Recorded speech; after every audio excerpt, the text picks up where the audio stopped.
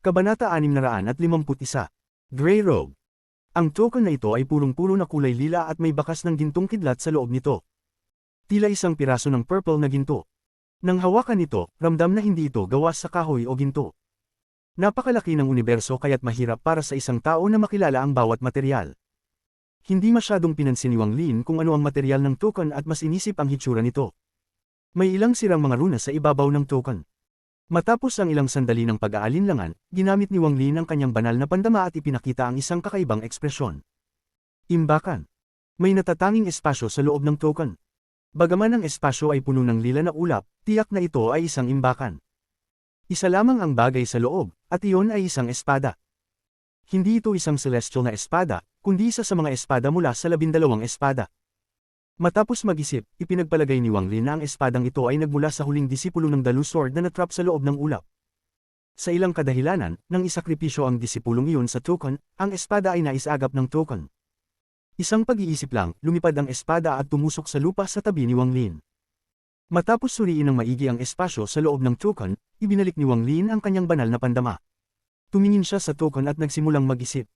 Maliban sa material ng token na ito, wala namang nakakagulat dito.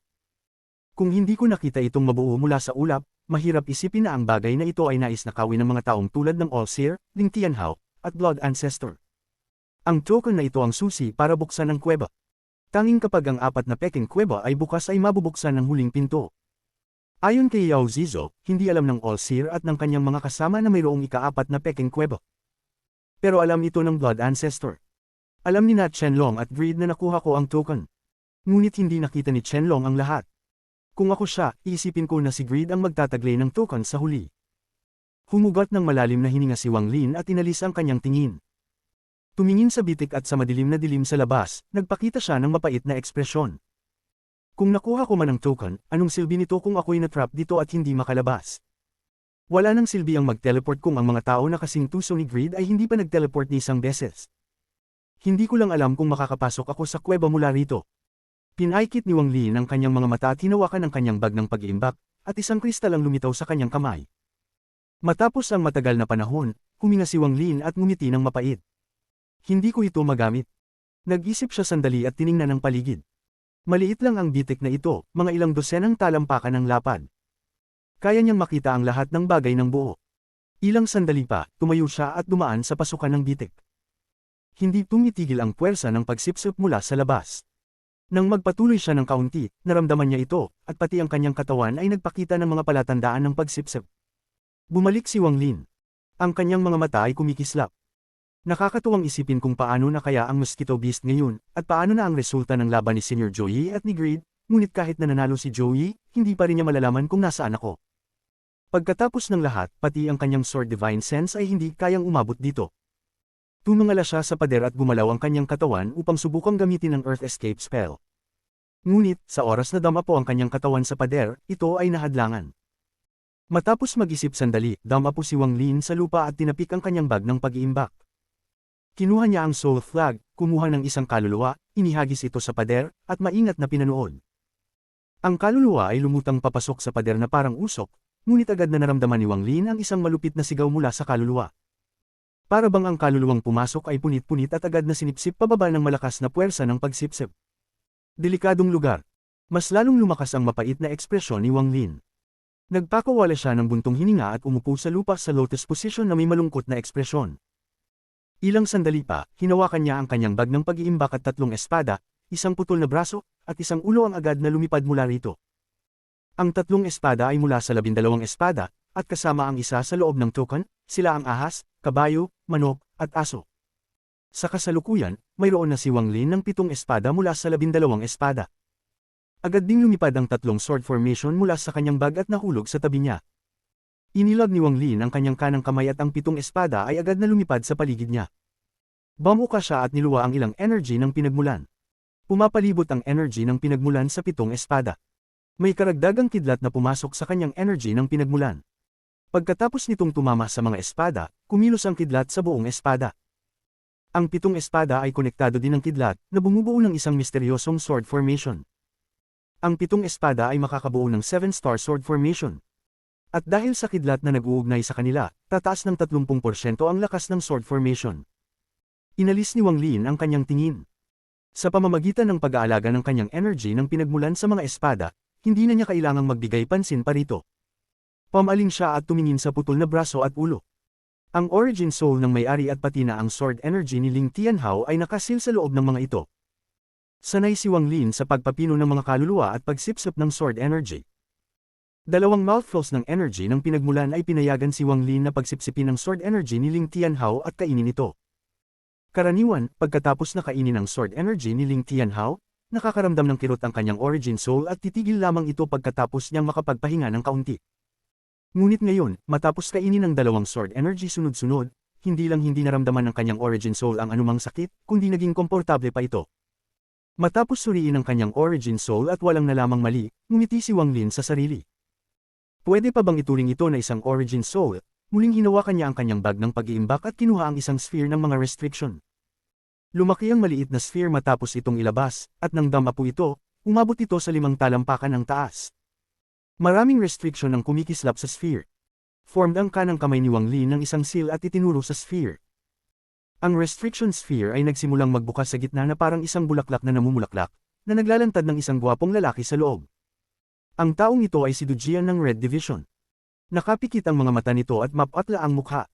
Nang matanggal ang mga restriction, binuksan niya ang mga mata at tumitig kay Wang Lin. Matapos ang matagal na panahon, unti-unting nakuha ng kanyang mga mata ang kulay. Gayunpaman, nang suriin ang sarili, agad niyang natagpuan na ang kanyang origin soul ay nasil. Sa ngayon, halos naging isang mortal na siya. Ang boses ni Wang Lin ay kalmado ng marahan niyang sinabi, "Senior Brother Do, maaari mo nang sabihin sa akin ang lihim ng master." Nagpakita si Du Jian ng mapait na ekspresyon. Tumingin siya kay Wang Lin na may komplikadong ekspresyon. Pagkatapos ng tahimik na pagninilay-nilay, sinabi niya, "Kahit sabihin ko, mukhang mahirap maiwasan ang kamatayan." Tiningnan ni Wang Lin si Du Jian. Isang patak ng kidlat ang lumitaw sa mga mata ni Wang Lin at pumasok sa mga mata ni Du Jian. Dahil dito, nagulantang ang isipan ni Du Jian. Itinuturo niya si Wang Lin at sumigaw, ang iyong mga mata." Inalis ni Wang Lin ang kanyang tingin at kalmadong sinabi, "Senior Brother Do, may hangganan ang aking pasensya." Tila hindi narinig ni Du Jian ang sinabi ni Wang Lin, at puno ng takot ang kanyang mga mata. Hindi pa rin siya nakakarecover mula sa titig ni Wang Lin. Marami nang naranasan si Du Jian ng mga cultivator at nakakita na siya ng maraming malalakas na cultivator. Nakita na niya ang mga cultivator na may mga mata na may kasamang kidlat. Ngunit, lahat ng kidlat na iyon ay bunga ng spells. Bagamat kidlat pa rin, hindi ito may kukumpara sa kidlat ng kalangitan. Ngunit sa oras na iyon, ang kidlat sa mga mata ni Wang Lin ay nagbigay sa kanya ng pakiramdam na siya'y nakatayo sa ilalim ng napakalawak na langit at tumitingala sa isang kidlat. Parang wala siyang alam kung ano ang gagawin kapag kinaharap ang kapangyarihan ng langit. Tinutok ni Wang Lin ang kanyang mga mata kay Du Jian, at nilingon siya. Hindi na niya nais pang makipagtulungan sa walang kwentang usapan, kaya't hinailan niya si Du Jian patungo sa butas ng bitik. Malapit na sa bakana, napansin ni Du Jian ang malakas na puwersa ng pagsuso. Kahit na may lakas siya sa pagninilay, naramdaman niyang parang kukunin na ang kaluluwa niya mula sa kanyang katawan. Nagsimula siyang magpanik dahil sa takot. "Magsalita ka." Isang salitang simpleng sinabi ni Wang Lin. Lalo pang napatla ang ekspresyon ni Du Jian, at ang anino ng kamatayan ay bumalot sa kanyang katawan. Ang mukha ni Wang Lin ay kalmado habang hinahatak si Du Jian papalapit sa butas ng bitik muli. Bigla na lang naramdaman ni Du Jian na tumindi ang pagsuso mula sa labas ng 10 beses. Sa sandaling iyon, ang kaluluwa niya ay nahatak mula sa kanyang katawan at lumabas. Kahit gaano man siya lumaban, patuloy pa rin siyang hinahatak palabas ng kanyang katawan. Ang nanginginig na katawan ni Du Jian ay sumigaw, "Magsasalita ako. Magsasalita ako." Hinailan ni Wang Lin ang kanyang kanang kamay, itinapon si Du Jian sa gilid, at malamig na tinignan siya. Bahagyang nanginig si Du Jian habang ang kaluluwa niya ay unti-unting bumalik sa kanyang katawan. Ang mga mata niya ay puno ng takot nang sinabi niyang, "Ikwento ko ang lahat ng alam ko, pero kailangan mong pangako na hindi mo ako papatayin."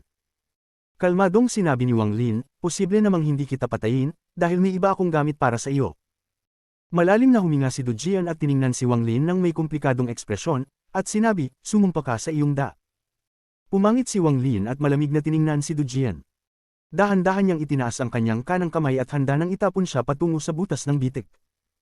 Nanginginig ang katawan ni Du Jian at mabilis na sinabi, "Nakita kong kinain ni Master si Sun Yun." Ang mga mata ni Wang Lin ay kumislap ng maliwanag at tahimik na tiningnan si Du Jian. "Hindi ko ito nakita ng personal, ngunit nakita ito ng isang nilalang sa bundok." Nang pumasok ako sa Heavenly Fate Sect, nag-aral ako ng isang teknik na kayang sumipsip ng espiritual na enerhiya mula sa mga hayop. Nasa likod ng mga bundok ako nang makatagpo ako ng isang nilalang sa bundok na malapit ng mamatay. Habang sinisipsip ko ang espiritual na enerhiya nito, kumuha ako ng ilang alaala nito sa hindi malamang dahilan. May isang eksena sa alaala nito mula sa matagal na panahon, at iyon ang oras na kinain ni Master si Sun Yun. Nagulat si Wang Lin. Mabilis na sinabi ni Du Jian, sa alaala, malaki ang laban nila ni Sun Yun at ni Master, pero sa huli, ginamit ni Master ang isang spell na kumain kay Sun Yun, at pagkatapos ay umalis siya. Ito ang kanyang pinakamalaking lihim. Nang makita niya ang alaala ng araw na iyon, lubos siyang nagulat, at sabay na dumating ang takot sa kanyang puso. Ito ang dahilan kung bakit siya nirerespeto at tinatakot ang All-Seer. Ang lihim na ito ay itinago niya ng malalim sa kanyang puso, at ngayon lang niya sinabi ito sa iba. Tinanong ni Wang Lin, ano ang ekspresyon ni Master noong mga panahong iyon? This.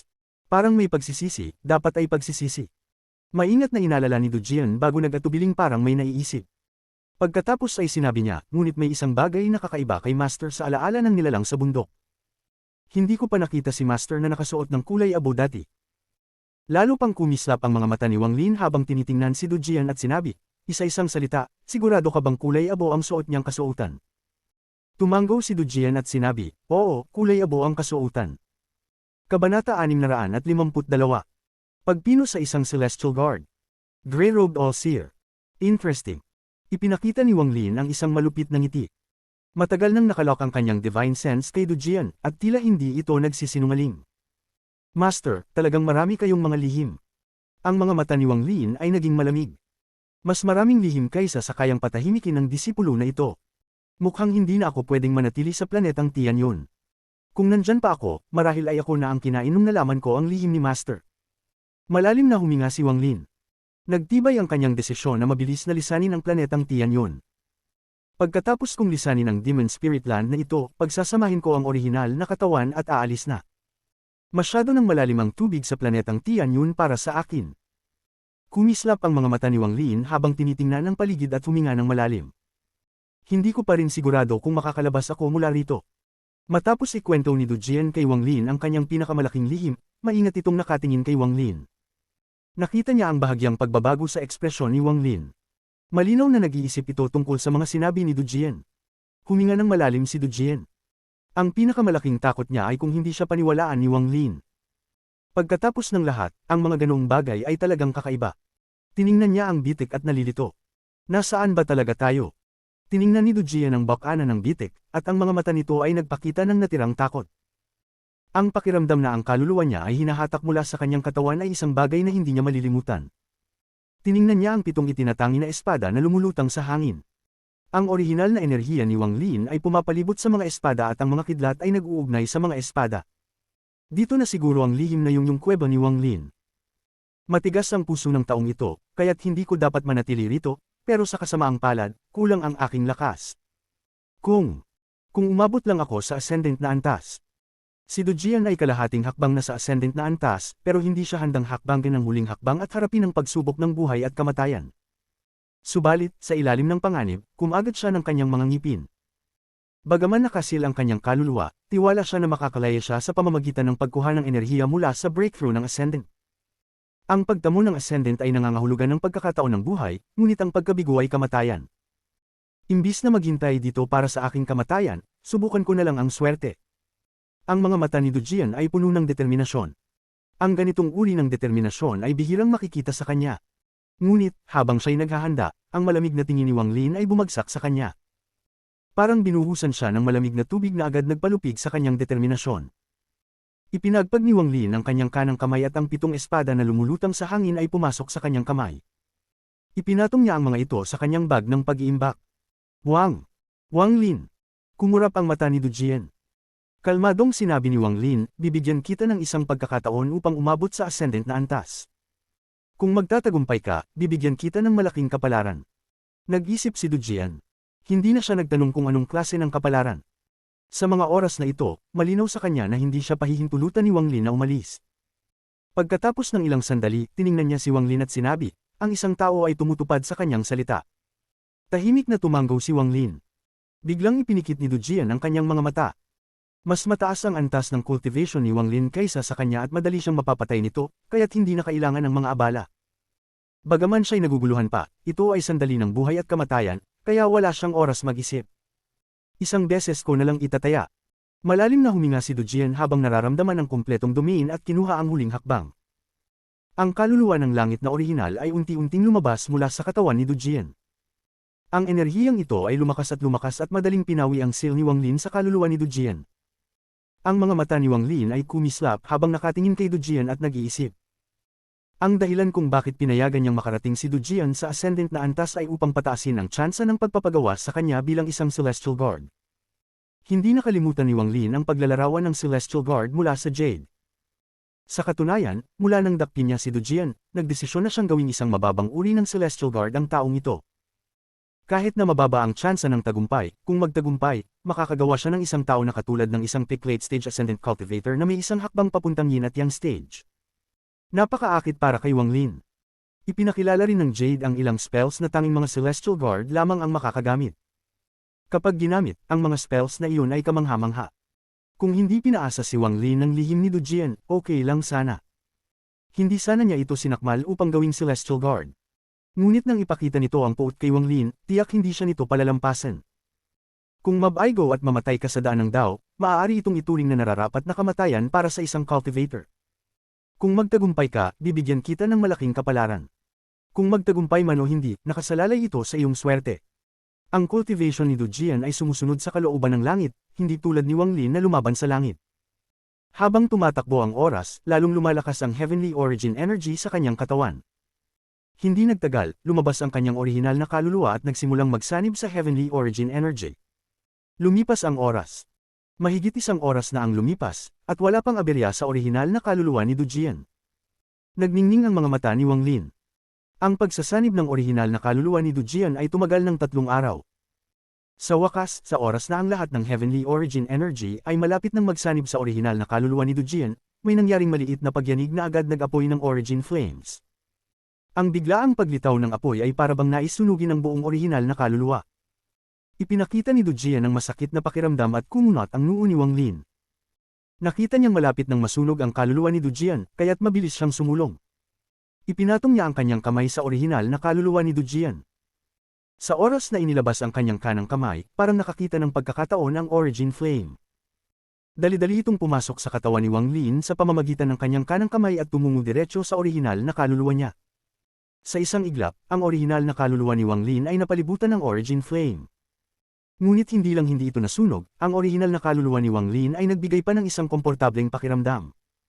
Habang gumagalaw ang orihinal na kaluluwa ni Wang Lin, isang malaking kidlat ang dumating mula sa loob. Ang kidlat ay gumagalaw sa loob ng apoy, na nagdulot ng eksenang puno ng apoy at kidlat. Kasabay nito, ang orihinal na kaluluwa ni Wang Lin ay sumipsip ng lahat ng apoy at kidlat, kaya't naglaho ang mga ito.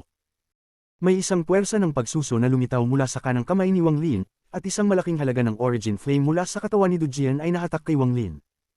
Nang hindi na mapanganib ang orihinal na kaluluwa ni Du Jian, agad na binawi ni Wang Lin ang kanyang kanang kamay. Pumalapak siya ng ilang hakbang pabalik at nagsimulang kontrolin ang kanyang orihinal na kaluluwa upang sumipsip ng origin flame. Ang orihinal na kaluluwa ni Du Jian ay tila hamina habang dahan-dahan nitong tinatapos ang huling pagsanib sa maliit na natirang enerhiya ng pinagmulan.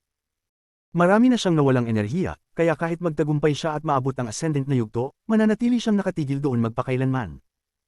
Ang tanging paraan para siya makausad ay magkaroon ng isang maswerteng pagkakataon upang maibalik ang natitirang kaunting enerhiya ng pinagmulan. Lumipas ang panahon at mahigit 10 araw na ang nakalipas. Ang orihinal na kaluluwa ni Du Jian at ang enerhiya ng pinagmulan ay ganap na nagsanib. Ang kanyang orihinal na kaluluwa ay dahan-daw ang nagsanib muli sa kanyang katawan at ang aura ng isang ascendant na nagninilay ay biglang lumitaw. Binuksan niya ang kanyang mga mata, na nagpakita ng isang napakakomplikadong tingin. Alam niyang nabigo siya sa pag-abot ng ascendant na yugto at si Wang Lin ang nagligtas sa kanya. Sa mga sandaling ito, isang malaking bilang ng mga kaisipan ang bumaha sa kanyang isipan. Matapos ang mahabang oras, naglabas siya ng buntong hininga. Bagamat naabot niya ang ascendant na yugto, siya ang pinakamahina uri ng ascendant na mag-aaral at walang magawa laban kay Wang Lin. Ano klaseng swerte ang ibibigay mo sa akin? Sa sandaling ito, ang mga nararamdaman ni Du Jian kay Wang Lin ay labis na komplikado. Mayroong galit at pasasalamat, ngunit higit sa lahat, may pagsisisi at takot. Tahimik na sinabi ni Wang Lin, pagpaganda ng katawan at pagbabagong anyo ng orihinal na kaluluwa sa pamamagitan ng isang lihim na ritual. Bibigyan ka nito ng pagkakataong maabot ang huling yugto ng ascendant na may kalahating hakbang patungong yin at yang na yugto. Ang puso ni Du Jian ay tumalon at matalim niyang tinanong, para sa ritual na ito na labis na laban sa kalikasan, nangangahulugan na mataas ang rate ng pagkabigo. Kalimutan mo na. Isa na lang ang nais kong itanong, maaari ko bang mapanatili ang aking kamalayan? May kahulugan sa mga mata ni Wang Lin nang sabihin niya, kung ikaw ay buhay pa pagkatapos ng 1,000 taon, bibigyan kita ng kalayaan. May isang mahalagang kondisyon sa paggawa ng isang Celestial Guard. Kung may kahit kaunting pagtutol mula sa tao, agad itong mabibigo. Si Celestial Emperor Qin Lin ay may maraming Celestial Guards. Ngunit lahat ng mga tao na pinili niyang gawing Celestial Guard ay mga taong lubos na tapat sa kanya. Ito ang kanilang kapalit para sa isang malakas na pagsasanay, kaya't hindi niya kailangang mag-alala tungkol dito. Sa puntong ito, ginagamit ni Wang Lin ang parehong pamamaraan na ginamit ng Celestial Emperor. Pinagdiinan ni Du Jian ang kanyang mga ngipin habang tinitingnan si Wang Lin at tumango. Alam niyang ang kanyang kapalaran ay nakatakda na. Kung siya ay magtutol o hindi sumang-ayon, agad siyang mamamatay. Wala na siyang ibang pagpipilian kundi magsugal pa ng isang beses na magiging matagumpay ang ritual, at magsugal na makakaligtas siya ng 1,000 taon. Wala siyang magagawa. Kung ayaw niyang mamatay, ito lamang ang paraan. Hindi na nag-aksaya ng oras si Wang Lin. Ang kanyang kamay ay bumuo ng isang seal at sinimulan niyang isagawa ang ritual. Sa isang iglap, isang tatak na puno ng celestial spiritual energy ang lumitaw. Pindutin ni Wang Lin ang tatak sa pagitan ng mga kilay ni Du Jian. Nang inig ang katawan ni Du Jian habang isinara niya ang kanyang mga mata at naging walang kibo. Ang mga mata ni Wang Lin ay naging seryoso. Ang proseso ng paggawa ng isang Celestial Guard ay labis na komplikado. Hindi siya maaaring magkamali kahit isang beses o mabibigo ito. Kahit hindi siya magkamali, mababa pa rin ang rate ng tagumpay. Ngunit wala nang ibang pagpipilian si Wang Lin, kaya kailangan niyang ipagsapalaran ito. Ang dahilan kung bakit siya nagmamadali sa paggawa ng isang Celestial Guard ay dahil ang Celestial Guard ay maaaring may mga spell na magbibigay sa kanya ng pagkakataon na makalabas sa lugar na ito. Kung mabaigo, magagamit ko na lamang si Yao Zizo para subukan ulit. Nilunok ni Wang Lin ang isang bangkos ng enerhiya ng pinagmulan na naging walang katapusang mga simbolo at bumagsak kay Du Jian. Ang unang hakbang sa paggawa ng Celestial Guard ay ang magpaganda ng katawan. Magpaganda ng katawan upang hindi ito mapinsala ng mga normal na mahika na kagamitan. Nang makita ni Wang Lin ang hakbang na ito, naisip niya ang mga sinaunang Diyos. Ang pangalawang hakbang ay ang baguhin ang orihinal na kaluluwa, buksan ang orihinal na kaluluwa at durugin ito sa piraso. Pagkatapos, palawakin niya ng malaki ang orihinal na kaluluwa anuman ang presyo bago ito ibalik sa katawan. Ang katawan ay walang orihinal na kaluluwa, ngunit ang kaluluwa ay nasa katawan. Ang pangatlong hakbang ay ang pagpaganda ng mga organo ng katawan. Pawiin lahat ng mga organo sa loob ng katawan upang hindi na sila muling mapakain ng celestial spiritual energy. Ini-isolate nito ang katawan mula sa 5 pandama at hindi na nito mararamdaman ang sakit. Ang huling hakbang ay ang burahin ang kanilang divine sense ngunit panatilihin ang kanilang katalinuhan. Ginagawa nitong walang emosyon ng Celestial Guard, ngunit mag-iisip pa rin sila. Mayroon silang isang malakas na katawan, walang emosyon, at walang pakiramdam ng sakit. Sila ay isang pupet na hindi mag-iisa kahit na ang kanilang ulo ay putulin. Ito ang isang Celestial Guard. Isang human magical treasure na nilikha ni Celestial Emperor Qin Lin na kumakatawan sa mga sinaunang Diyos. Kabanata 653. Makapangyarihang puppet. Ang pagpapino ay nagpatuloy. Ilang buwan ang lumipas, sa loob ng bitik, si Wang Lin ay huminga ng malalim at nilasap ang lahat ng pinagmulan ng enerhiya papasok sa kanyang katawan. Parang kakakain lang niya ng ulap. Pagkatapos mawala ang pinagmulan ng enerhiya, isang payat na katawan ang lumitaw sa harap ni Wang Lin. Ang itsurang ito ay nagbigay ng malamig na aura na nagsimulang kumalat. Ang katawan na ito ay sobrang puti, parang walang dugo sa kanyang katawan. Talagang ang ganun dahil ang lahat ng dugo ay naging bahagi ng kanyang mga buto. Ang ekspresyon ni Wang Lin ay malungkot at huminga siya ng malalim. Bigo na naman. Ilang buwan na mula nang magsimula ang unang hakbang ng pagpapino ng katawan, at si Wang Lin ay nabigo ng maraming beses. Mabuti na lang at nakatala sa Jade na sa unang pagkakataon, hindi alintana kung gaano karaming beses ang mabaigo, ang taong pinapino ay hindi mawawala. Tinitingnan ng puppet sa kanyang harapan, wrinkle ang noo ni Wang Lin. Ayon sa Jade, kinakailangan ng iba't ibang mga materyales sa proseso ng pagpapino. Tanging pagkatapos ng pagpino ng lahat ng mga materyales at magsanib sa katawan, matatapos ang unang hakbang. Sa 4 na ranggo ng ginto, pilak, tanso, at bakal na Celestial Guard, ito ay hindi pa man lang isang bakal na ranggong Celestial Guard. Matapos mag-isip ng kaunti, tinapik ni Wang Lin ang kanyang bag ng pag-iingat at isang malaking bilang ng mababang kalidad na mga mahika ng mga gamit ay lumabas. May mga gamit na hindi na ginagamit ni Wang Lin ngunit tila sayang itapon. Wala akong mga materyales, ngunit marami akong mga gamit. Naniniwala akong kung matutunaw ko ang mga gamit na ito at pagsamahin sa puppet, magkakaroon ito ng epekto. Ang mga mata ni Wang Lin ay kumislap at agad siyang bumuo ng isang sail. Isang apoy ang lumitaw at pinalibutan ang mga gamit na ito. Ang apoy ay umusok at ilang sa mga gamit na ito ay nagsimulang matuno. Sa wakas, halos lahat ng mga gamit na ito ay natunaw, na bumuo ng isang itim na bola. Matapos mag-isip ng kaunti, pumasok ang Diyos na pangunawa ni Wang Lin sa kanyang bag at nagsimulang maghanap. Ang ilang iba pang mga mahika ng gamit ay agad na lumabas at pumasok sa bola. Maari itong ituring na isang malawak na paglilinis para sa bag ng pag-iingat ni Wang Lin. Marami sa mga gamit na ito ay naipon sa bag ni Wang Lin sa mahigit 800 taon. Marami sa mga iyon ay ginamit niya lang ng ilang beses at hindi na ginamit muli. Pagkatapos ng lahat, habang tumataas ang antas ng kanyang pagsasanay, marami sa mga gamit na ito ay nawala ng silbi. Lahat ng mga gamit na ito ay lumabas at itinapon ni Wang Lin sa bola. Sa puntong ito, isang asul na rosas ang biglang lumitaw sa kamay ni Wang Lin. Tinitingnan ng rosas, isang maliwanag na pulang anyo ang parang lumitaw sa harap ni Wang Lin. Nag-atubili siya bago itinago ang rosas at itinapon ang isa pang gamit sa bola. Ang prosesong ito ay tumagal ng ilang araw. Ang paglilinis ng kanyang bag ng pag-iingat ay nagdulot ng malaking halaga ng mababang, katamtamang, at maging mataas na kalidad ng mga mahika ng gamit na natunaw at naging likido. Bilang resulta, ang bola ng likido sa harap niya ay naging makulay at maliwanag. Hinawakan ni Wang Lin ang bola sa kanang kamay at itinapon ito sa puppet. Nagsimula ang isa pang round ng pagpapino. Ang oras ay dumaan ng mabilis at 2 buwan ang lumipas. Sa araw na ito, ang puppet ay nagbigay ng dilaw na liwanag na nag-ilaw sa loob ng bitik. Binuksan ni Wang Lin ang kanyang mga mata at ipinakita ang isang bahid ng pagod. Tinitingnan niya ang dilaw na liwanag mula sa puppet at ipinakita ang isang bahid ng pagkabigo. Lakas ng tanso na Rango, kalimutan na, ito ay marahil magagamit pa. Bagamat natapos na ang unang hakbang ng Celestial Guard, kung mabaigo ang pangalawang hakbang ng Pudgeling ng Origin Soul, agad itong mabibigo. Pagkatapos ng kabiguan, ang katawan na ito ay hindi maaaring pagnanakawan, kaya hindi niya na matutulungan ang muling pagpino ng ibang Origin Soul. Huminga ng malalim si Wang Lin at ipinakita ang isang bihirang itsura ng pag-aalinlangan. Tinitingnan niya ang labas ng bitik. Sa nakaraang 6 na buwan, ang pagsipsip sa labas ay hindi tumigil, at parang ito ay lumalakas. Hinigpitin ni Wang Lin ang kanyang mga ngipin. Tinapik niya ang kanyang bag ng pag-iingat at lumipad ang Soul Flag. Isang malaking kalansay ang agad na lumitaw sa bandila. Ang kalansay na ito ay malabo at lumulutang sa loob ng bandila. Ito ay kulay berde, itim at walang buhok, parang demonyo. Ang mga mata nito ay parang hindi totoo ngunit parang totoo, naglalabas ng malamig na titig. Siya ay nasa loob ng Soul Flag na nakatingin kay Wang Lin at umuungol ng mababa. Karamihan sa mga fragment ng kaluluwa sa loob ng Soul Flag ay iniiwasan ang kalansay na ito na parang hindi nais lapitan. Ito ay nagbigay daan sa kalansay upang magkaroon ng sariling teritoryo sa loob ng Soul Flag. Ang kilin lang ang naiiba.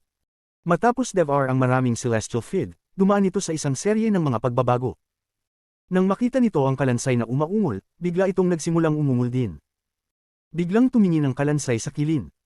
Pareho silang nagtitigan ng hindi kumukurap habang umuungol sa isa't isa ng may masamang hangarin. Ang kalansay na ito ay ang Heavenly Ghost. Ang mga mata ni Wang Lin ay kumislap habang tinitingnan niya ang Heavenly Ghost. Itinaas niya ang kanyang kamay at agad na hinawakan ang Heavenly Ghost. Ang Heavenly Ghost ay isang malupit na nilalang. Kung hindi dahil sa nahuli ni Wang Lin ito habang ito ay humihina, hindi ito magiging madali. Ang Heavenly Ghost ay umungol sa kamay ni Wang Lin. Binuksan nito ang bibig nito at nais lamunin si Wang Lin. Ang mga mata ni Wang Lin ay naging malamig at umungol siya ng malamig habang pinapalakas ang tatak sa loob ng Heavenly Ghost. Agad nitong ikinilos ang Heavenly Ghost at halos mag-disperse. Ang Heavenly Ghost ay kailangang umatras habang tinitingnan nito si Wang Lin at patuloy na umuungol ng mababa. Ang katawan ng puppet ay hindi sapat na malakas, kaya magiging mahirap para sa Origin Soul na malimpasan ang pangalawang hakbang.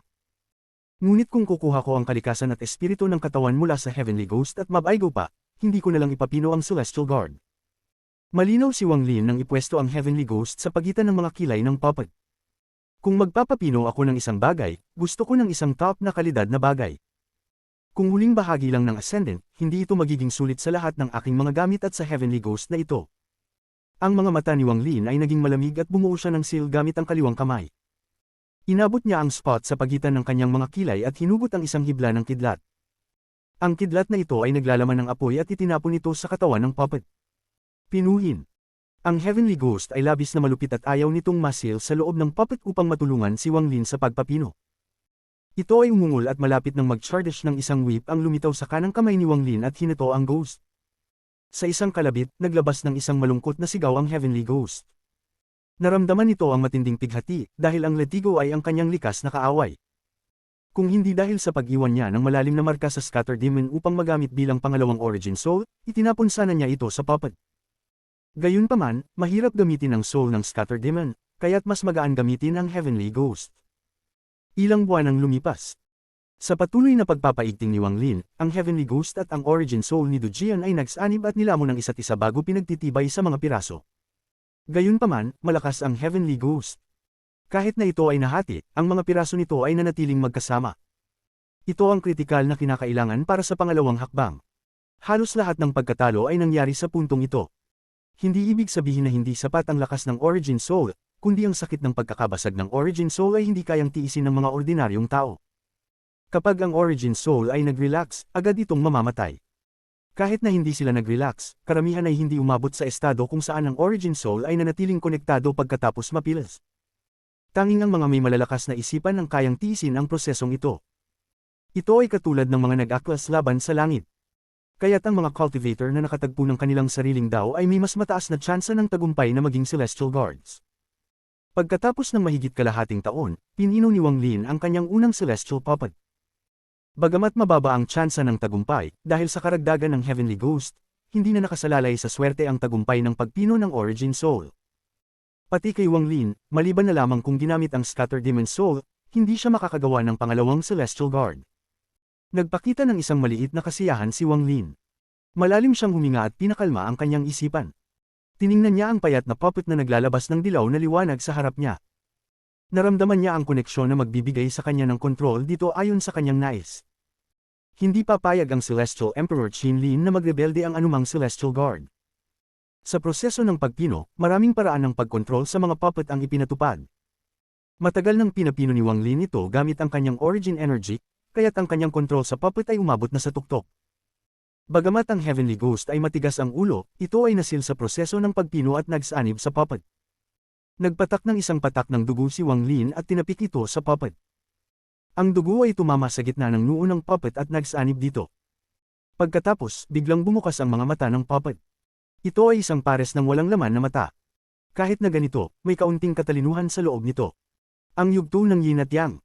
Agad na sinala ng divine sense ni Wang Lin ang puppet. May aura itong kahalintulad kay Si Tunan. Bagamat hindi kasing lakas ni Si Tunan, hindi rin naman ito mahina. Natawa si Wang Lin at labis na humanga sa Celestial Emperor Qin Lin. Ang taong ito ay talagang matalino sa paglikha ng pamamaraang ito para sa paggawa ng mga puppet. Bagamat dahil sa pagsanib ng Origin Soul ng Celestial Guard sa katawan nito, hindi nito magagamit ang maraming spells at hindi makakatulad ng isang tunay na yin at yang cultivator, mayroon namang ilang spells na inihanda para sa mga Celestial Guard. Kumislap ang mga mata ni Wang Lin. Bukod dito, may regalo ako para sa Celestial Guard na ito. Hinawakan ni Wang Lin ang lugar sa pagitan ng kanyang mga kilay at isang malaking dami ng Gragas ang lumabas. 1,000,000 hibla ng Slaughter Energy ang agad na pumasok sa puppet. Biglang kumislap ang mga mata ng puppet ng landas ng pagpatay. Pagkatapos kumislap ng ilang beses, unti-unting naglaho ito, ngunit naging mas matindi ang kanyang mga mata. Matapos gawin ito, tinapik ni Wang Lin ang kanyang bag ng holding at lumipad ang jade. Pinindot niya ang jade sa pagitan ng mga kilay ng puppet. Isang pagsabog ng liwanag at tila kumislap ang mga simbolo sa mga mata ng Celestial Guard. Pagkalipas ng matagal na oras, bumagsak ang jade at bumalik kay Wang Lin. Tahimik na sinabi ni Wang Lin, "Conceal." Ang katawan ng Celestial Guard ay kumislap, at biglang naging wala at lumipat sa likod ni Wang Lin. Wala itong liwanag, kaya't natural na wala rin itong anino. Gayunpaman, alam ni Wang Lin na ang Celestial Guard ay nagtatago sa kanyang anino. Mayroong 60% na tsansa na makaalis dito gamit ang kakayahan ng Celestial Guard. Bagamat ang lugar na ito ay delikado, dahil dito, ito rin ay ligtas. Nagsimula mag-isip si Wang Lin. Ilang sandali pa, tinapik niya ang kanyang bag ng holding at lumipad ang isang malaking espada. Ang espadang ito ay kasing laki ng isang tanda ng pinto. "Yaman! Ang aking unang espada. Anong mga lihim mayroon ka?" Dahan-dahang kinuskos ni Wang Lin ang espada. Pinakalma ang kanyang puso at dahan-dahan pumasok ang kanyang isipan dito. Kabanata 654. Ang nakatagong panganib ng Celestial Slaughter Art. Itim na itim sa labas, at ang huni ng hangin ay naririnig mula sa loob ng bitik. Ang bitik ay parang isang mundo sa sarili nito, at ang huni mula sa labas ay ang tanging tunog sa buong mundo. Ang walang katapusang puwersa ng pagsipsip ay nanggagaling mula sa ilalim ng hukay na parabang nais nitong lunukan ang lahat ng bagay. Nakaupo si Wang Lin sa posisyong lotus sa loob ng bitik, nakatingin sa dilim. Parang nais niyang magsanib sa dilim. Ang natira lamang ay ang paminsan-minsan na kidlat na kumikislap sa kanyang mga mata, na nagbibigay liwanag sa bitik. Ang pagka-trap dito ay nagdulot ng pakiramdam ng kalungkutan na unti-unting pumasok sa kanyang isipan. Para bang siya'y na-isolate mula sa mundo at nakalimutan ng lahat. Ang tanging kasamang niya ay ang kanyang mga alaala mula sa 800 taon ng kanyang pagsasanay. Ang mga nag-iisang tao ay laging naaalala ang bawat isa na dumaan sa kanilang buhay. Ang kalungkutan ni Wang Lin ay lalong lumalim habang binabalikan ang nakaraan. Parang siya ay nagtatago sa isang tiyak na oras, binabalikan ang nakaraan o nagtatago sa isang lihim na lugar, iniisip ang isang tao na kanyang pinapahalagahan. Isang bulong mula kay Wang Lin ang maririnig sa dilim. Sana may naglilinis sa mga libingan ng ama at ina. Isang maliit na puting bola ang lumulutang sa harap ni Wang Lin. Ang liwanag mula sa bola ay napakahina, kaya't hindi nito kayang magbigay liwanag sa dilim. Ngunit may init na dumadaloy mula sa puting bola. Ang init ay dumaan sa mga mata ni Wang Lin at pumasok sa kanyang puso. Parang isang malumanay na bulong, dahan-dahang pinupuno nito ang kalungkutan ni Wang Lin. Laging may isang bahagyang imahe sa loob ng maliit na bola na tahimik na kasama si Wang Lin. Magkasama nilang tiniis ang dilim at ang mga alingaw-ngaw ng hangin. Kahit na ang langit at ang mundo ay maghati, ang dagat ay matuyo, o ang mga bato ay mabulok, ang imaheng iyon ay palaging nandoon para kay Wang Lin sa buong panahon. Kahit na sa reincarnation ay sasamahan siya nito. Ang loob ng bitik ay nanatiling malamig. Parang lahat ng init sa loob nito ay nawasak at nilamon ng pagbukas ng bitik. Ngunit, sa pag-iral ng puting bola, ang init sa puso ni Wang Lin ay pinupuno ang kanyang katawan at tila walang hanggan. Si Wang Lin, na nais magsanib sa dilim, itinaas ang kanyang kamay at ang puting bola ay dahan-dahang lumapag sa kanyang palad. Ang puting bola ay kumikislap at nagbigay ng banayad na liwanag. Nagdulot ito kay Wang Lin ng isang matagal nang nawalang pakiramdam ng kaligayahan. Magkaibang klase ng kaligayahan ng bawat isa, ang kaligayahan ko ay makasama ang aking mga magulang, makasama si Wan Er. Ang mga mata ni Wang Lin ay puno ng kapitan. Ang kaligayahang iyon ay sobrang magarbo at mahirap makamtan. Walang nakakaalam na sa kailaliman ng Demon Spirit Land, sa ilalim ng walang hangganang hukay, isang lalaki ang nagsusumikap laban sa tadhana at ang kalungkutan sa kanyang puso. 3 taon nang nakaupo si Wang Lin sa loob ng bitik. Hindi ibig sabihin na ayaw niyang lumabas, ngunit sa loob ng 3 taon, ang puwersa ng pagsusumula sa labas ay umabot sa isang hindi maipaliwanag na antas. Mahigit 2 taon na ang nakalilipas, nang sinusuri ni Wang Lin ang wealth, biglang tumaas ng malakas ang pagsusumula sa hukay. Ngayon, mahigit kalahati ng bitik ay apektado na ng puwersa ng pagsuso.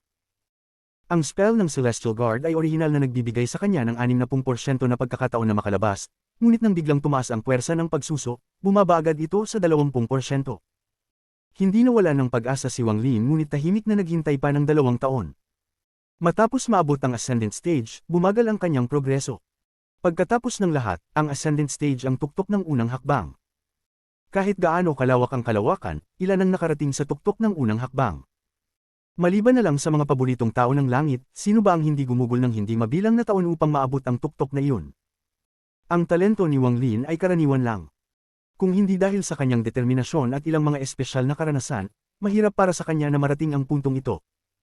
Mid-stage ascendant, late-stage ascendant, at peak-late-stage ascendant ay 3 sagabal na humadlang sa daan ng hindi mabilang na cultivators at nagsayang ng maraming buhay. 3 bundok na humadlang sa landas ni Wang Lin. Sa loob ng 2 taon, ginamit ni Wang Lin ang tahimik na puso upang dahan-dahang maunawaan kung ano ang nasa loob ng wealth. Isa lamang ang natagpo ang sword tactic sa wealth, isang lang. Heaven Chop. Isang araw, matapos ang 2 taon, inalis ni Wang Lin ang kanyang divine sense mula sa wealth. Tuluyang nawala ang wealth na parang natapos na ang layunin nitong maghatid ng mana at bumalik sa pinagmulan nito. Ang tanging naiwan sa puso ni Wang Lin ay ang nakakagulat na damdamin na kanyang naunawaan sa loob ng 2 taon. Pagkatapos nito, ang naghihintay kay Wang Lin ay walang katapusang kalungkutan at katahimikan. Ginugol niya ang bawat araw na nakaupo sa lotus position at tahimik na tinitingnan ang dilim sa labas. Ang tunog mula sa pagsuso ay umuungol sa kanyang mga tainga habang nakatingin siya sa dilim at hindi gumagalaw. Isang malambot na hinga mula sa bag ni Wang Lin ang narinig. Ang kanyang bag ay bumukas ng kusa at isang scroll ang lumutang palabas. Ang scroll ay bumukas sa ere. Ang anyo ng isang babae ay dahan-daw ang lumitaw sa loob ng scroll. Hindi tiningnan ni Wang Lin ang scroll. Wala ni isang pahiwatig ng gulat sa kanyang mukha. Walang katapusang kalmado ang nandoon sa kanyang mukha. Bago lumabas ang scroll, isinara niya ang kanyang palad at pumasok sa kanyang katawan ng maliit na puting bola. Pumunta, hindi makita ni Wang Lin ang harapan ng babae, ngunit dahan-dahan kumalat ang boses nito. Ang boses nito ay parang ulap na umueko sa loob ng bitik. Hindi nagsalita si Wang Lin. Formong sword ang kanyang daliri at ibinaba ito. Simple lamang ang kilos na iyon, ngunit ang katawan ni Wang Lin ay nasa isang misteryosong mental na estado. Pagkatapos ng simpleng swing, agad na isinara ang scroll at wala nang tunog na lumabas mula rito. Ibinangon ni Wang Lin ang kanyang daliri. Pagkatapos tiningnan ng scroll, hinawakan ito at inilagay sa kanyang bag ng holding. Sa loob ng 3 taon, ang babae sa loob ng scroll ay lumabas ng 4 na beses. Bawat beses ay ibinubuga nito ang malabo nitong tawag. Hindi na curious si Wang Lin kung ano ang nasa ilalim ng hukay. Hindi kailanman nawala ang kanyang kalmado. Hindi niya man lang in-check ang misteryosong transfer array sa ilalim niya sa pangalawang pagkakataon. Bago siya magkaroon ng sapat na lakas, ang pagiging mausisa ay ang pinakadelikadong bagay na maaaring magwakas sa lahat ng nilalang. Naghihintay si Wang Lin sa araw na hamina ang puwersa ng pagsuso mula sa bitik. Walang patakaran sa pagsuso sa hukay na ito. Kung ang pagsuso ay biglang tumaas 2 taon na ang nakaraan, maaari rin itong bumaba ng biglaan sa ilang taon. Kailangan lang niyang maghintay. Narinig ni Wang Lin ang mga tunog ng mga balyena. Tumingin siya at nakita ang isang asul na pulakas sa tabi niya. Ito ang Thunder Toad. 1 taon na ang nakalipas, nagising ang Thunder Toad, kaya't ngayon ito'y lumaki ng ganito. Laking epekto sa Thunder Toad ang nararamdaman na pagbabago kay Wang Lin. Nang magising ito, hindi na ito pumasok sa bag at nanatili sa tabi ni Wang Lin. Bigla naglabas si Wang Lin ng kidlat mula sa kanyang daliri patungo sa Thunder Toad. Binuksan ng Thunder Toad ang mga mata at agad hinayla ang kidlat gamit ang kanyang dila at ipinapasok sa bibig. May isang malakas na tunog mula sa tiyan ng pulaka at nagbigay ito ng malugod na ekspresyon. Pumikit si Wang Lin at nilubog ang sarili sa kanyang dao. 2 ang bahagi ng kanyang dao. Ang una ay ang ilog ng Underworld, at ang pangalawa ay ang paggawa ng kaluluwa ng ilog ng Underworld. Gayunpaman, ang tinatawag na kaluluwa ng ilog ng Underworld ay tanging mga milyon-milyong piraso ng kaluluwa mula sa Soul Flood na pinagsama-sama. Kulang pa ito ng pagnanasa para pumatay. Bagamat ang kaluluwa ng langit ay may kasamang kalupitan, hindi ito sapat para maging kaluluwa ng ilog ng Underworld ni Wang Lin. Dahil ito ay malupit lamang at kulang sa pagnanasa ng pumatay. Ang tunay na kaluluwa para sa ilog ng Underworld ay hindi ang makapangyarihan. Kadalasan, ang mga simpleng kaluluwa na mahina ay nagtataglay ng pinakamaraming puot at pagnanasa na pumatay. Naisip ni Wang Lin. Kung makakalabas ako sa lugar na ito, kailangan kong bumisita sa mortal na mundo upang kunin ang puot at pagnanasa na pumatay upang linangin ang aking sariling kaluluwa para sa aking ilog ng Underworld. Binuksan ni Wang Lin ang kanyang mga mata. Tumingin siya sa labas ng bitik at dahan-daw ang iniunat ang kanyang kanang kamay. Ang mga dulo ng kanyang mga daliri ay dahan-daw ang dumapo sa linya ng paghahati sa loob ng bitik. Bagamat ang linya ng paghahati ay nasa loob pa rin ng yungib, sa sandaling ang mga daliri ni Wang Lin ay dumaan sa linya, naramdaman niya ang sakit ng kanyang katawan na hinihila. Nagsimulang magpakita ng mga alon sa kanyang balat, at pati ang kanyang mga kuko ay parang hinihila palabas. Nabighani ako dito, ngunit binigyan ako nito ng pagkakataon na maunawaan ang kapangyarihan ng langit at lupa, isang pagkakataon upang maabot ang pangatlong hakbang sa aking dao. Bagamat kalmado ang mga mata ni Wang Lin, mayroong bahid ng lamig dito. Ngunit bago ito, kailangan kong tuluyang alisin ang isyu sa aking katawan. Binawi ni Wang Lin ang kanyang kamay. Ang kamay na ito ay lubos na nawalan ng pakiramdam at hindi na niya ito nararamdaman. Para maging ligtas, iniimbak niya lahat ng Celestial Slaughter Art sa puppet.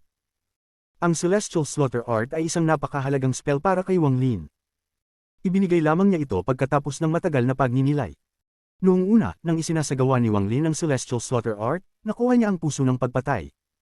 Sa simula, hindi nagbago ang puso ng pagpatay kahit na ibinigay ni Wang Lin ang lahat ng enerhiya ng pagpatay sa puppet. Gayunpaman, pagkatapos ng 3 taon, ilang buwan na ang nakalipas, naramdaman ni Wang Lin na nagbago ang puso ng pagpatay.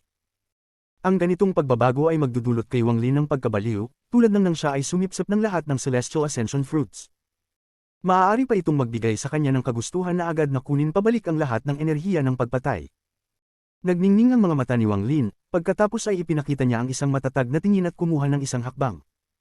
Ang hakbang na ito ay nagdala sa kanya sa kabila ng linya ng paghahati.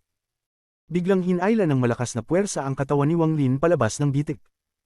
Pinaganya ni Wang Lin ang celestial spiritual energy sa loob ng kanyang katawan at dahan-daang umupo. Habang nilalabanan ng puwersa ng pagsipsip, unti-unti niyang naramdaman ang pagbabago ng puwersa ng pagsipsip. Mayroong malamig na enerhiya sa loob ng puwersa ng pagsipsip na pumasok sa kanyang katawan. Ang lamig na ito ay hindi malakas at maaaring maipakalat gamit ang celestial spiritual energy.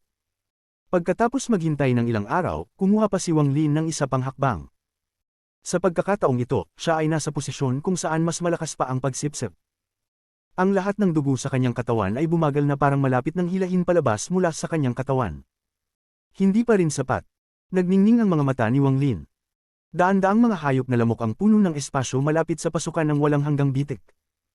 Hindi sila naglakas loob na lumapit ng masyado dahil sobrang lakas ng puwersa ng pagsipsip. Kung sila ay lumapit pa, sila ay malulunok ng bitik.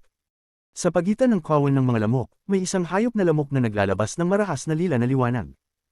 Sa tuwing lilipad ito, ang ibang mga lamok ay tumatabi, at kaya nitong magdulot ng panginginig sa mga lamok sa isang sigaw lamang. Gayunpaman, ang lila na hayop na lamok ay may makulay na ekspresyon ng pagkabahala habang nagpapuwander sa pasukan ng bitik ng 3 taon. May ilang pagkakataon na nais nitong pumasok sa bitik, ngunit pagkatapos tignan ng mga kasama nito, huminto ito. Ang malalakas na sigaw ay lumabas mula sa bibig nito at umalingaw sa paligid, para bang isang tao na noalay sa kanilang pamilya at tinatawag ang pangalan ng kanilang mga mahal sa buhay. Kabanata 655. Ang ikatlong kakayahan. Ang malakas na pagdrag mula sa labas ay hinihila ang katawan ni Wang Lin. Ang bukas ng siwang ay parang bibig ng isang hayop na nais lamunin si Wang Lin. Ang pagdrag ay sobrang lakas na pati ang kanyang mga damit at buhok ay hinahatak patungo sa siwang. May mga hindi pantay-pantay na bukol sa ilalim ng balat ni Wang Lin. Ito ay ang kanyang dugo at laman na naaapektuhan ng puwersa ng pagdrag. Umupo si Wang Lin sa lotus na posisyon ng 7 araw. Sa loob ng 7 araw na ito, mas anay na siya sa lakas ng pagdrag sa lugar na ito. Sa araw na ito, binuksan niya ang kanyang mga mata at naglakad ng isa pang hakbang. Direktang tumapak siya sa lugar na nasa loob ng 10 talampakan mula sa bukas ng siwang. Biglang napalibutan siya ng malakas na pagdrag.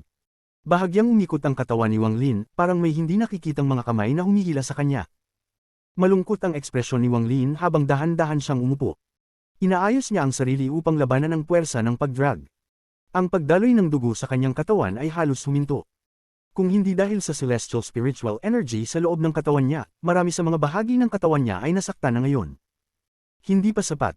Isang sandali nang nag-isip si Wang Lin bago itigil ang celestial spiritual energy sa loob ng kanyang katawan. Nang gawin niya ito, nahatak siya palabas ng siwang. Sa sandaling makarating ang katawan niya sa gilid ng siwang, tinapik ni Wang Lin ang kanyang bag of holding. Agad na lumabas ang 7 espada at bumuo ng isang formation. Ang 7 espada ay bumagsak tulad ng mga palaso at tumusok sa lupa sa paligid ni Wang Lin. Ang mga linya ng kidlat ay nagdudugtong sa 7 espada at pinipigilan si Wang Lin sa lugar. Ang dami ng kidlat sa pagitan ng mga espada ay tumaas hanggang sa mabuo ang isang lambat na pumapalibot kay Wang Lin. Dahan-daang umupo si Wang Lin sa loob ng 7 star sword formation. Siya ay nakaupo na sa gilid ng siwang. Ang malamig na aura ay pumuno sa lugar at ang malakas na pagsasaway ng puwersa ng pagdrag ay umuukit sa kanyang mga tainga. Ang pinagmulan ng kaluluwa ni Wang Lin ay nahatak na ng puwersa ng pagdrag at tila nagpapakita ng mga palatandaan ng paghila palabas. Gayunpaman, sa sandaling iyon, ang hadlang na dating lumitaw ay muling sumulpot, na tinatago ang kanyang pinagmulan ng kaluluwa sa loob ng kanyang katawan. Bukod sa kanyang pinagmulan na nahihila, pati ang slaughter intent ay tila nagsasanib at dahan-daang nahihila palabas. Ang slaughter intent na ito ay nagmula sa puso ng slaughter. Bumuo ito ng mga pulang ilaw na makikita sa ilalim ng balat ni Wang Lin. Pagkalipas ng mahabang panahon, kumislap ang mga mata ni Wang Lin at siya ay lumakad ng 3 talampakan. Pati ang 7 espada ay gumalaw kasabay niya. Tumindi ang puwersa ng pagdrag at isa pang pulang linya ang lumitaw sa ilalim ng balat ni Wang Lin. Ang malakas na pagdrag ay pinalibutan ng 7 espada ni Wang Lin, dahilan upang maglabas ang mga espada ng mga koro ng espada. Ang mga espiritu sa loob ng espada ay lumabas at nagsama-sama. Hindi sila nanatili sa isang anyo kundi patuloy na nagbago upang labanan ang puwersa ng pagdrag. Bukod pa dito, ang kidlat na nagdudugtong sa 7 espada ay kumikislap habang ang mga espada ay nagdikit-dikit. Ang 7 espada ay tila sumanib sa lupa habang sila ay gumagalaw pasulong. Habang lumalakad si Wang Lin, mas marami pang mga pulang linya ang lumitaw sa ilalim ng kanyang balat. Sila ay naging masiksik at kumalat sa lahat ng bahagi ng kanyang katawan, kaya't naging pula ang buong katawan niya. Napakaraming pulang linya na kung bibilangin ay aabot sa 1,000,000. Eksaktong pareho ng dami ng slaughter energy. Ang mga pulang linya sa ilalim ng balat ni Wang Lin ay kumikislap, ngunit kalmado ang kanyang isipan at huminga siya ng malalim. Sa sandaling iyon, narating niya ang gilid ng siwang, ngunit hindi pa sapat upang pilitin ang slaughter intent palabas ng kanyang katawan, sapat lamang upang ipakita ito. Habang tinitingnan ng mundo ng dilim sa labas ng siwang, kumislap ang mga mata ni Wang Lin.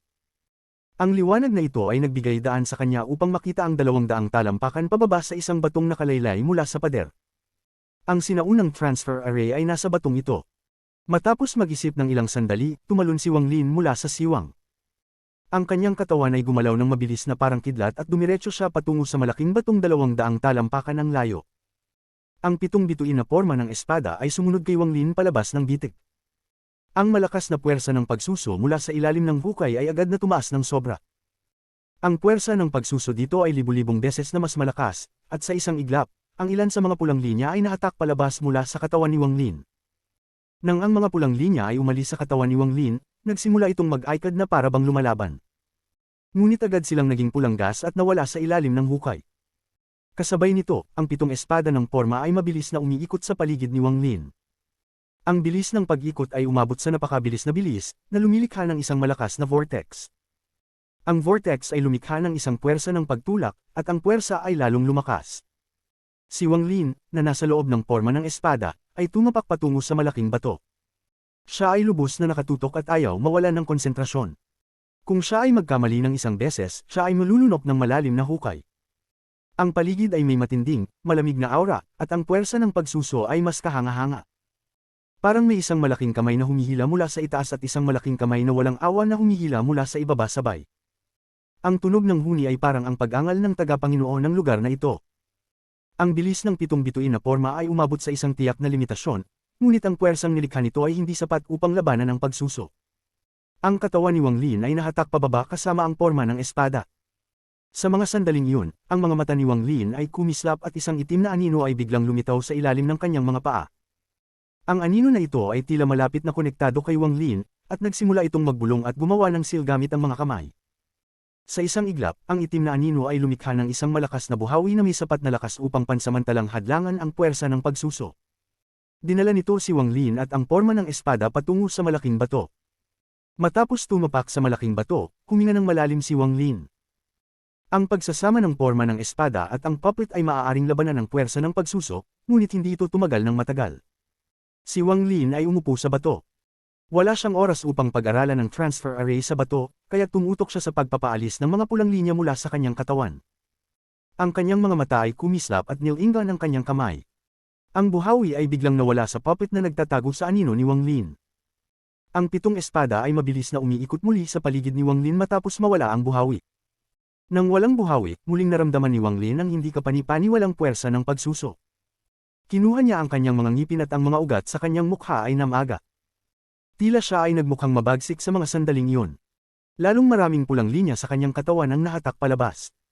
Tila mayroon silang katalinuhan, habang nagsusumikap, ngunit sa huli ay lahat silang nahatak palabas ng katawan ni Wang Lin.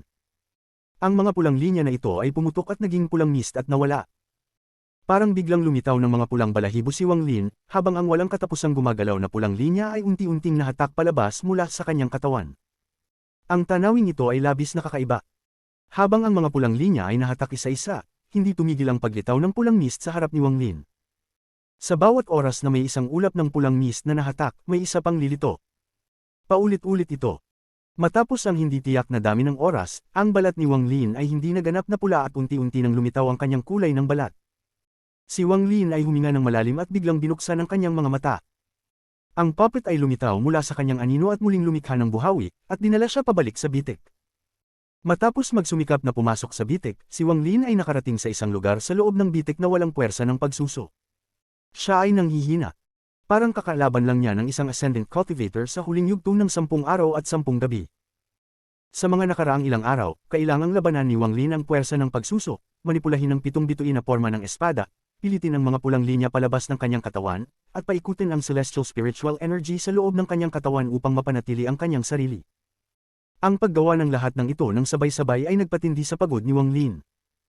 Alam niyang maaaring magkamali siya at maglagay sa panganib sa kanyang sarili kung magpapatuloy pa, kaya't nagpa siya siyang magpahinga muna, at kapag siya ay nasa pinakamataas na kondisyon, magpapatuloy siya. Matapos ang ilang sandali ng pag-aayos, ang mga mata ni Wang Lin ay kumislap.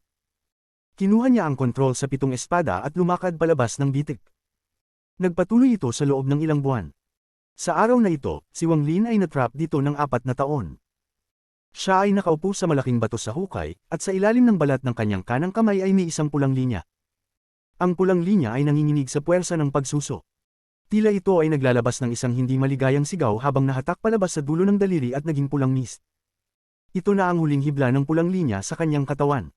Nang ito ay pilitin palabas, binuksan ni Wang Lin ang kanyang mga mata. Ipinakita ng kanyang mga mata kung gaano siya pagod, ngunit may dumaan na malamig na kislap. Celestial Slaughter Art. Nagmuni-muni siya ng matagal at unti-unting nawala ang lamig sa kanyang mga mata. Pagkatapos, iniwasan niyang tumingin sa transfer array at dahan daw ang naramdaman ng puwersa ng pagsuso sa paligid. Tanging sa pagsasanib ng kanyang sarili sa puwersa ng pagsuso niya lang naramdaman ang mga banayad na pagbabago sa puwersa. Kung nais niyang matutunan ng tungkol sa puwersa ng pagsuso, kailangan niyang buksan ang kanyang mist at huwag itong labanan. Dapat siyang maging transparent upang makapagdala ang pagsuso ng puwersa sa kanyang katawan.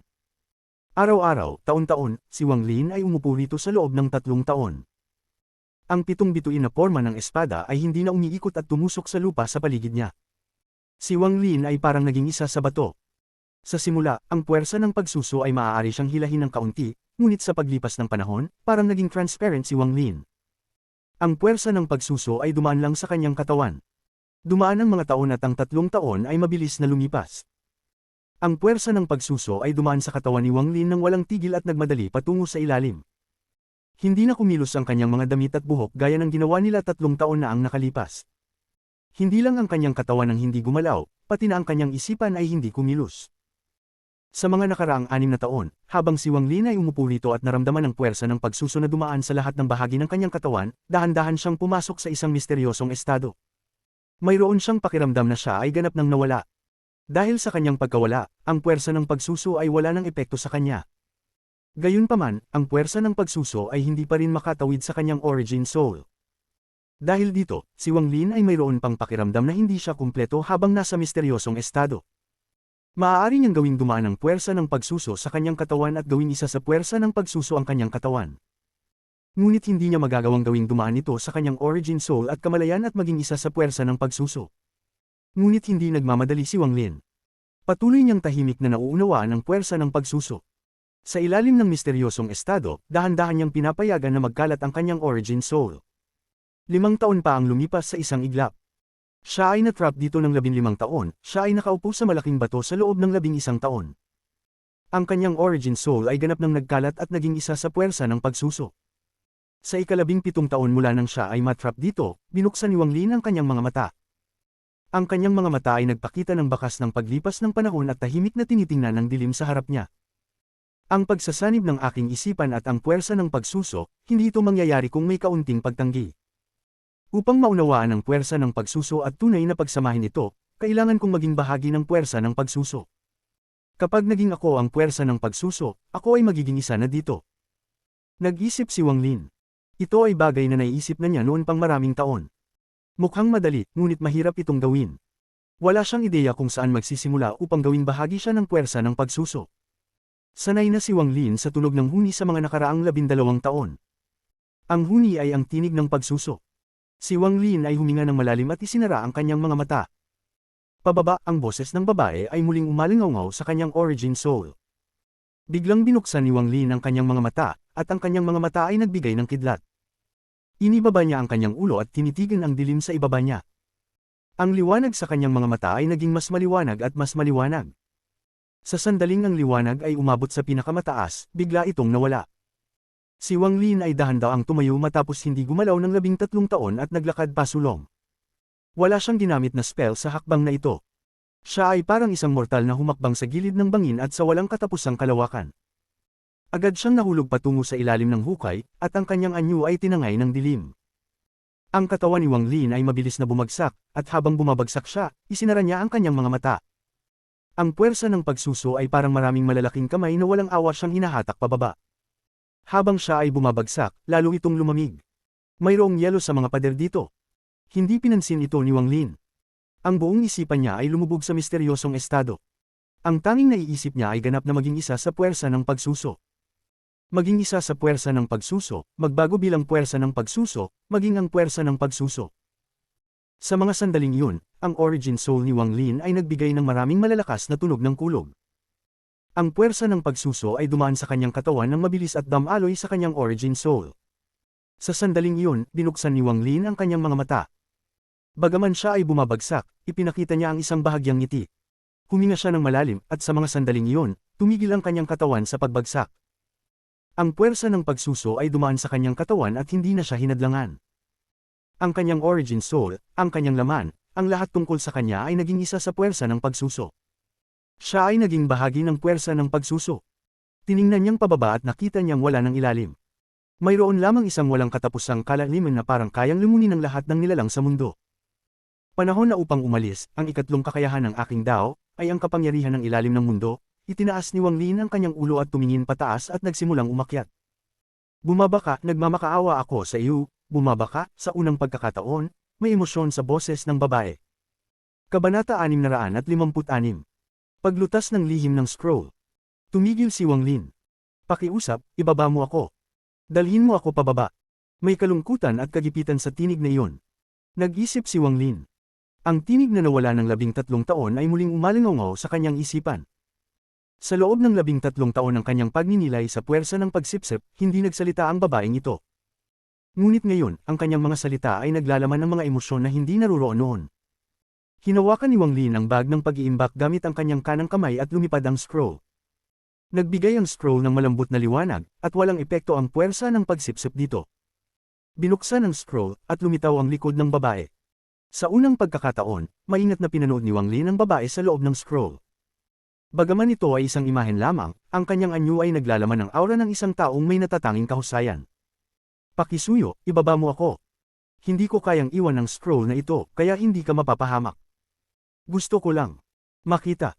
Nag-isip si Wang Lin at hindi nagsalita. Hindi kita matutulungan sa kahit ano, wala akong maibibigay sa iyo, pero pakisuyo, ibaba mo ako. Inibaba ni Wang Lin ang kanyang ulo at tiningnan ng ibaba. Madilim na madilim doon at sobrang lamig. Hindi kita matutulungan. Kung gusto mong umalis, umalis ka na. Umiling si Wang Lin at hindi na tiningnan ng scroll habang siya'y paakyat. Marami pa siyang kailangang gawin. Kailangan niyang buksan ang lahat ng mga limitasyon sa loob ng kuweba bago dumating ang All-Seer at ang kanyang kasama sa Demon Spirit Land para makapasok siya sa tunay na kuweba. Bagaman hindi niya alam kung kailan darating ang All-Seer at ang kanyang kasama, sa kanyang pag-uusap kay Yao Zizo, nakakuha siya ng ilang mga pahiwatig, at mukhang malapit na silang dumating. Bago sila dumating, kailangan ni Wang Lin tapusin ang kanyang mga paghahanda. Kulang siya sa oras at wala siyang panahon para mag-aksaya sa pagiging mausisa. Higit pa rito, kailangan niyang tiyakin na hindi matutuklasan ng All-Seer ang kanyang sikreto upang makalabas siya ng ligtas mula sa Demon Spirit Land. Kung magkamali siya ng isang beses, ang kabayaran ay ang kanyang buhay. Masyado siyang kulang sa oras. Nanginginig ang babae sa loob ng scroll. Gusto niyang umikot, ngunit may isang seal na kumokontrol sa kanya. Gaano man siya magsikap, hindi siya makaliko. Nakita niyang paakyat si Wang Lin, papunta sa pag-alis, at siya'y malapit nang mawala. Kinagat ng babae ang kanyang labi at malumanay na nagsabi, hindi mo ba gustong malaman ang tunay na kasaysayan ng bid sa loob ng iyong origin soul? Bagaman malambing ang kanyang tinig, malinaw pa rin itong narinig ni Wang Lin. Ang mga salitang iyon ay parang 10,000 kulog na dumagundong sa loob ng kanyang isipan, na nagdulot sa kanya upang huminto bigla. Hindi mo ba gustong buhayin muli ang sirang kaluluwa ng babaeng iyon? Kung ang narinig niyang una ay parang 10,000 kulog na dumagundong sa kanyang isipan, ang mga salitang ito ay parang 100,000, 1,000,000, 10,000,000 na kulog na sumabog sa loob niya, na kahit ang kanyang origin soul ay nanginginig. Ang kanyang origin soul, mga alaala, at ang lahat sa kanya ay biglang sumabog tulad ng isang malupit na baha sa pangalawang pangungusap na iyon. Parang gumuho ang buong langit.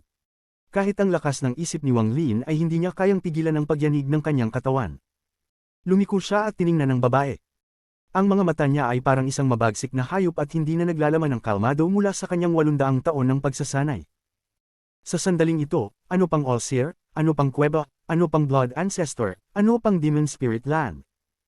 Sa sandaling ito, lahat ay gumuho, at ang tanging naruroon ay ang galit na sulyap ni Wang Lin sa babae. Ano ang sinabi mo? Isang matigas na tinig na hindi kailanman narinig mula kay Wang Lin ang lumabas mula sa kanyang bibig. Ang mga simpleng salitang iyon ay nagbigay ng isang hindi maipaliwanag na pakiramdam. Sa sandaling ito, ang huni ng puwersa ng pagsipsip na naririyan sa loob ng maraming taon ay tila hamina. Malumanay na sinabi ng babae, maaari kong sabihin sa iyo ang pinagmulan ng bid, maaari ko ring sabihin sa iyo ang paraan ng muling pagbuhay ng kaluluwa sa loob ng bid, maaari ko pa nga ibigay sa iyo ang pagkakataon na makalabas dito. Pumikit si Wang Lin. Hindi niya nais pag-isipan kung totoo o hindi ang mga sinabi ng babae. Hindi niya nais malaman kung paano niya nalaman ang lahat ng kanyang mga lihim. Hindi niya nais. Nang binuksan niya ang kanyang mga mata, hindi siya nagsalita at kumuha ng hakbang, hinawakan ng scroll at mabilis na lumipad pababa sa ilalim ng hukay. Kahit na mayroong maliit na pagkakataon, ipaglalaban niya ito. Laging may isang bagay ang isang tao na kahit gaano pa siya katalino, ang kanyang kalmado ay agad naguguho. Kahit na humarap siya sa walang katapusang panganib, sa buhay at kamatayan, kailangan niyang magpatuloy. Si Wang Lin ay tao pa rin. Hindi siya isang walang awa na celestial o isang malupit na Diyos. Matapos ang higit sa 800 taon ng pagsasanay, ang kanyang kalmado ay damaloy na sa kanyang mga buto at naging likas na estado niya. Kaya niyang tahimik na iwan ang planetang Suzaku at walang awa na iwan si Joru na may bag na naghihintay para sa araw na bubuksan niya ito. Kaya niyang tahimik na harapin ang lahat ng kalaban. Hindi mahalaga kung gaano sila kalakas, hindi nila kayang pabagsakin ang kanyang Dao Heart. Ngunit may isang kapangyarihan na kayang wasakin ang kalmadong ito niya. Tanging kapag nawala ang isang bagay, doon lamang nila napagtatanto na nais nila iyon. Tanging kapag nawala ang isang bagay, doon nila napagtatanto na palagi nilang nais alagaan ito. Kung palaging kalmado, makatarungan, at matatag ang isang tao, magiging tao pa ba siya? Hindi kayang gawin iyon ni Wang Lin. May kalungkutan sa kanyang mga mata, hinawakan niya ang scroll at tumulak pababa sa hukay na parang isang meteor. Sa sandaling ito, ayaw niyang mag-isip. Hindi siya handang subukang alamin kung ano ang totoo at hindi. Nagmurmurang sinabi ng babae sa loob ng scroll, maaari kang maging tiyak na hindi kita niloloko. Nagdesisyon akong sabihin sa iyo lahat ng ito. Hindi nagsalita si Wang Lin, at lalong naging mahigpit ang kanyang pagkakahawak sa scroll. Para bang hindi niya hawak ang isang scroll kundi isang pag-asa. Lalong lumakas ang lamig mula sa pader at tumaas ang puwersa ng pagsipsip.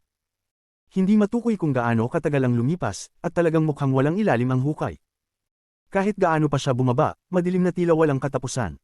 Malapit na, malapit na. Ang tinig ng babae ay nanginginig.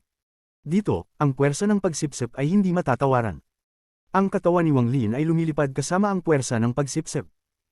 Pagkaraan ng mahabang panahon, marahil isang araw, marahil isang buwan, marahil isang taon. Isang maikling pasilyo ang lumitaw sa dilim sa ibaba. Mayroong isang higanting vortex sa pasilyong ito. Dahan-daang umiikot ang vortex, at ang puwersa ng pagsipsip ay nagmumula sa vortex. Ang kakaibang bagay ay tila sealed ang puwersa ng pagsipsip dito dahil walang kahit anong puwersa ng pagsipsip dito. Tila na lamang kapag lumayo sa vortex ay magiging mas malakas ang puwersa ng pagsipsip. Sa sandaling tiningnan ni Wang Lin ang vortex, isang kakaibang puwersa ang pumasok mula sa loob ng scroll at pumasok sa kanyang katawan. Ang lakas ay nagtipon sa kanyang mga mata, at sa sandaling iyon, ang kanyang mga mata ay nakakakita ng mga detalye sa loob ng vortex. Isang kalangitan na puno ng mga planeta ng pagsasanay. Tila isang ibang mundo. Ito ay. Tiningnan ni Wang Lin ang vortex at siya ay nahulog sa pagkabighani.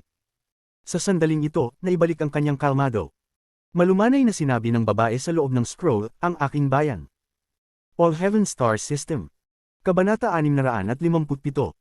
Ang mga matandang halimaw ay bumaba, bahagi 1. All Heaven Star System. Napasinghap si Wang Lin. Sa kanyang mga alaala, wala siyang natagpuang impormasyon tungkol sa All Heaven Star System. Pati sa mga alaala ni Tusi, wala ring anumang impormasyon tungkol sa sistemang ito. Ang babae sa loob ng scroll ay nanginginig. Parang gusto niyang lumingon, ngunit parang may isang hindi nakikitang puwersa na pumipigil sa kanya. Home. Nag-isip si Wang Lin saglit.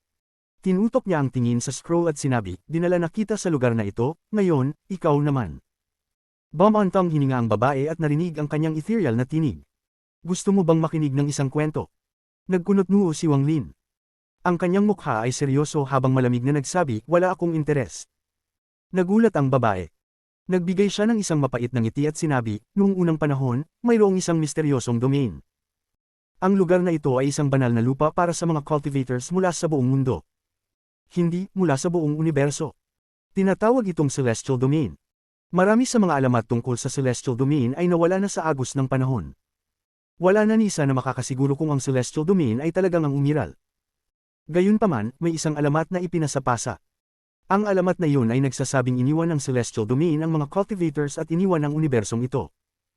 Ang tanging natira ay ang 4 na tunnels na dating nag-uugnay sa Celestial Domain. Pagkatapos ng maraming taon, ang 4 na tunnels na iyon ay naging mga lugar na kailangang puntahan ng mga mataas na level na cultivators at naging mga Celestial Realms. Ang 4 na Celestial Realms ay hangin, ulan, kidlat, at bagyo. Sa ilalim ng bawat isa sa mga Celestial Realms na ito ay may katumbas na star system. Ang All Heaven Star System ko ay nasa itaas ng Thunder Celestial Realm. Ang Heaven-defying bead ay hindi kabilang sa Alliance Star System. Unang lumitaw ito sa aking All Heaven Star System. Walang nakakaalam kung paano lumitaw ang bead, ngunit nang lumitaw ito, naramdaman ng lahat ng mga top cultivators sa All Heaven Star System ang pag-iral ng sinaunang Celestial Domain. Kumipot ang mga mata ni Wang Lin habang malamig na tinitigan ng scroll, ngunit hindi siya nagsalita. Madaling isipin na ang isang piraso ng sinaunang Celestial Domain ay nagpabaliw sa lahat ng mga cultivators. Ngunit, sa huli, ang bead na ito ay misteryosong nawala.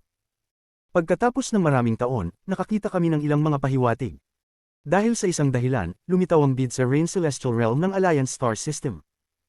May kumislap na kalamigan sa kanyang mga mata habang itinuro niya ang itaas at sinabi, "Ikaw ang nagset ng transfer array." Nag-isip ang babae sa loob ng scroll ng matagal bago siya tumango. Hindi ako pumasok sa Alliance Star System mula dito, ngunit ang transfer array ay ginawa ng isang cultivator mula sa All Heaven Star System. Hindi na ito gumagana, maliban kung mayroong All Heaven Stone. Hindi kahit isang Celestial Jade ang makakapag-activate nito. Nasabi ko na sa iyo ang lahat ng alam ko tungkol sa Heaven-defying bead. Tungkol sa kaluluwa sa loob, tiyak na matutulungan ka ng aking ninuno. Basta't ibalik mo ako sa All Heaven Star System at ipadala ako sa bahay, tiyak na hihilingin ko sa ninuno na tulungan ka na buhayin ang kaluluwa sa loob. Malamig ang titig ni Wang Lin habang tinititigan ang babae ng matagal bago niya inalis ang tingin. Nang makita niya ang All Heaven Star System, naibalik niya ang kanyang kalmado. Malinaw na ang sinabi ng babae ay isang paraan upang hikayatin siyang pumunta sa All Heaven Star System. Tahimik na tinanong ni Wang Lin, anong sekta sa All Heaven Star System ang kinabibilangan mo? Ang All Heaven Star System ay hindi tulad ng iyong Alliance Star System. Wala itong mga sekta, tanging mga pamilya ng cultivation lamang. Ang pamilya ko ay ang Ziyang family sa planetang Donglin. Nag-isip si Wang Lin. Pagkatapos ng ilang saglit, sinabi niya, tinatayang hindi ko kayang dumaan sa vortex na ito sa kasalukuyan kong cultivation level. Niyuko ng babae ang kanyang ulo at malumanay na sinabi, mayroon kang heaven-defying bead, kaya tiyak makakadaan ka. May bahagyang kumislap ng kalamigan sa mga mata ni Wang Lin. Dahil tiyak ang babae, ibig sabihin, marami siyang itinatagong mga bagay. Hindi na nag-aksaya pa ng oras si Wang Lin sa babae. Inabot niya ang scroll gamit ang kanyang kanang kamay at mabilis na tumagos. Hindi siya dumaan sa vortex kundi tumaas patungo sa itaas. Agad na nagsalita ang babae sa loob ng scroll, hindi mo ba gustong buhayin ang kaluluwa sa loob ng bead? Tahimik na nag-isip si Wang Lin habang tumataas. Ipinagkalat niya ang kanyang origin soul, pinagsama siya sa suction force, at lumipad pataas. Habang bumabaybay, anuman ang sinabi ng babae, hindi siya sumagot. Pagkalipas ng hindi tiyak na tagal ng panahon, narating ni Wang Lin ang malaking bato. Sa kabila ng malaking bato ay ang bitik. Pumwesto siya sa malaking bato at maingat na tiningnan ng transfer array. Ang kanyang origin soul ay nagpadala ng kidlat mula sa kanyang mga paa at pumasok sa malaking bato. Nagkaroon ng tunog ng pagputok sa malaking bato habang dumadaloy ang kidlat sa loob nito. Pagkatapos ng isang malakas na tunog, gumuho ang bato at natangay ng suction force. Walang malaking bato, naging katulad na ng ibang bahagi ng lunggaang lugar na ito. Inabot ni Wang Lin ang scroll at pumasok sa bitik na 200 talampakan ng layo. Pagpasok sa lugar na ito, ini-wave ni Wang Lin ang kanyang kamay at ipinagpasok ang scroll ng malalim sa pader. Ang kanyang mga mata ay naging malamig, at ang kanyang kamay ay bumuo ng maraming seals, pagkatapos ay maraming mga restrictions ang bumagsak sa paligid ng scroll. Bakit mo ginagawa ito? Kung wala ang tulong ko, hindi mabubuhay ang kaluluwa sa loob ng iyong heaven-defying bead. Narinig ang tensyonadong tinig ng babae mula sa scroll. Sound sealed. Kumislap ang mga mata ni Wang Lin at mabilis ang galaw ng kanyang kamay. Ang mga restriction ay halos bumalot sa buong bitik.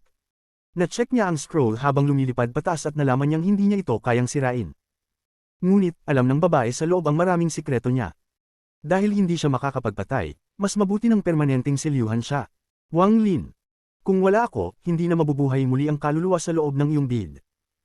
Ang malupit na tinig mula sa scroll ay parang malungkot na iyak ng kaluluwa. Malungkot ang ekspresyon ni Wang Lin at bumilis ang galaw ng kanyang kamay. Ang malupit na tinig ay unti-unting hamina hanggang sa tuluyan itong nawala. Ang proseso ng pagsil na ito ay tumagal ng ilang buwan. Sa mga panahong iyon, hindi tumigil si Wang Lin. Ang walang katapusang mga seal ay bumuo ng isang nakakatakot na seal. Pagkalipas ng ilang buwan, umatras si Wang Lin at lumipad paitaas. Nagkaroon ng isang malamig na kislap sa kanyang mga mata nang tumama ang kanyang kanang kamay sa crack. Agad na gumuho ang crack na inilibing ang scroll sa kailalim-laliman ng yungib. Walang anumang kakaibang bagay sa labas nito. Walang makakaalam na may babae sa loob ng scroll na nakasil dito. Kahit na may dumating dito, magiging abala sila sa paglaban sa puwersa ng pagsipsip at hindi na nila i-check ang pader na mukhang pareho lang sa ibang mga pader. Matapos ang pagsil, hindi siya agad umalis at nanatiling malayo at tahimik na naghintay. Dahan-daang lumipas ang oras. Pagkalipas ng ilang araw, nagkaroon ng bahagyang pagbabago mula sa lugar kung saan nakasil ang scroll. Nang lumitaw ang pagbabago, binuksan ni Wang Lin ang kanyang mga mata mula sa malayo at nagpakita ng malamig na ngiti. Bumuo ang kanyang kamay ng seal at agad na lumitaw ang isang itim na anino mula sa likod niya. Ang anino ay dumiretso patungo sa crack. Seal. Sumigaw si Wang Lin at bumuo ng seal ang kamay ng Celestial Guard. Isang malakas na seal ang agad na lumitaw sa kamay ng Celestial Guard at pinresahan ang pagbabago. Dinig ni Wang Lin ang malungkot na daing. Pagkatapos ay lumiwanag ang kanyang mga mata, at kasama ang Celestial Guard, naglagay sila ng maraming mga restriction sa kalaliman ng crack. Matapos, inatras ni Wang Lin ang Celestial Guard at tahimik na naghintay. Pagkalipas ng ilang buwan, muling lumitaw ang pagbabago, at ang naghihintay sa kanya ay muling isang buong silang. Pagkatapos ng 3 beses, nag-isip si Wang Lin ng kaunti at hindi na naghintay pa, kundi lumipad diretso paitaas. Ang babae sa loob ng scroll ay marahil napakamalakas, pero siya ay nakasil sa loob ng scroll. Takot akong hindi siya magkakaroon ng pagkakataon na makalabas. Ngunit noon, inabsorb niya ang spell ng Third Ancestor at nakakuha ng ilang kapangyarihan. Hindi ko tiningnan, kaya sa mga taon na lumipas, natutunan niya ang marami sa mga sikreto ko. Maliban na lang kung ito ay dulot ng espesyal na kalagayan ng Tide Abyss, takot akong hindi siya magsasalita. Sa halip, maghihintay siya ng tahimik hanggang sa makabawi siya. Kung patuloy kong panatilihin ang isang nakatagong panganib sa aking tabi, tiyak na maaapektuhan ako sa hinaharap. Dapat may mga lihim siyang layunin. Iniisip ni Wang Lin ito habang siya ay lumilipad paitaas. Mga 30% lang ng mga sinabi niya ang totoo, ngunit ang All Heaven Star System ay hindi dapat peke, kung hindi siya hihiling sa akin na dalhin siya doon. Nang lumiwanag ang mga mata ni Wang Lin, siya ay lumulutang paitaas. Malakas ang puwersa ng pagsipsip dito. Bagamat naging bahagi na si Wang Lin ng puwersa ng pagsipsip, nararamdaman pa rin niya ang presyon na pumipigil sa pag-angat. Huminga siya ng malalim at tinamaan ang kanyang bag ng pag-iingat. Lumabas ang 7-star sword formation at pinalibutan ng kanyang katawan. Ang formation ay lumikha ng isang malakas na pagsabog upang tulungan siyang umangat. Ang Ziyang family sa planet Donglin. Kahit na walang kaugnayan ng pamilyang ito sa babae, dapat pa rin akong makahanap ng ilang mga pahiwatig tungkol sa kanyang pagkakakilanlan. Dahil sinabi niyang ang ninuno ng kanyang pamilya ay maaaring buhayin si Wan-Er, nararapat na suriin kung totoo ba ito o hindi. Kung wala ang scroll na sumusunod sa akin, kahit na pumunta ako sa All Heaven Star System, walang makakaalam na mayroon akong heaven-defying deed. Sa kabila ng lahat, ang lugar na ito ng Demon Spirit Land ay puno ng panganib, at ang All-Seer at ang kanyang mga kasama ay maaaring dumating anumang oras. Kapag dumating sila, hindi maiiwasan na magkikita kami. Kapag humarap sa mga cultivator na may mga level ng cultivation na hindi ko kayang isipin, hindi ko kayang labanan sila. Habang lumilipad si Wang Lin, ang kanyang mga mata ay naging malamig. Gayunpaman, dahil ang huling token ay nasa aking kamay, hindi nila kayang pumasok sa tunay na yungib nang wala ako. Kahit na dumating sila sa Demon Spirit Land, magiging walang silbi. Kahit na malaman nila mula kay Greed na mayroon akong token, huli na ang lahat. Umalis na ako patungong All Heaven Star System. Kapag ang aking level ng cultivation ay tumaas sa puntong maaari akong makipagpantayan sa All-Seer at ang kanyang mga kasama, saka ako babalik at matutuklasan ang lihim ng yungib na ito. Nang lumiwanag ang mga mata ni Wang Lin. Gayunpaman, bago ito, may ilang bagay na kailangang ayusin. Pagkaalis ko, hindi ko alam kung kailan ako makakabalik, sumighap si Wang Lin. Ang 7-star sword formation ay unti-unting nawalan ng bisa. Lumitaw ang anino sa likod ni Wang Lin at ang Celestial Guard ay lumikha ng isang tornado, na pinalakas pa ang bilis ni Wang Lin. Lapit na siya sa pasukan ng hukay.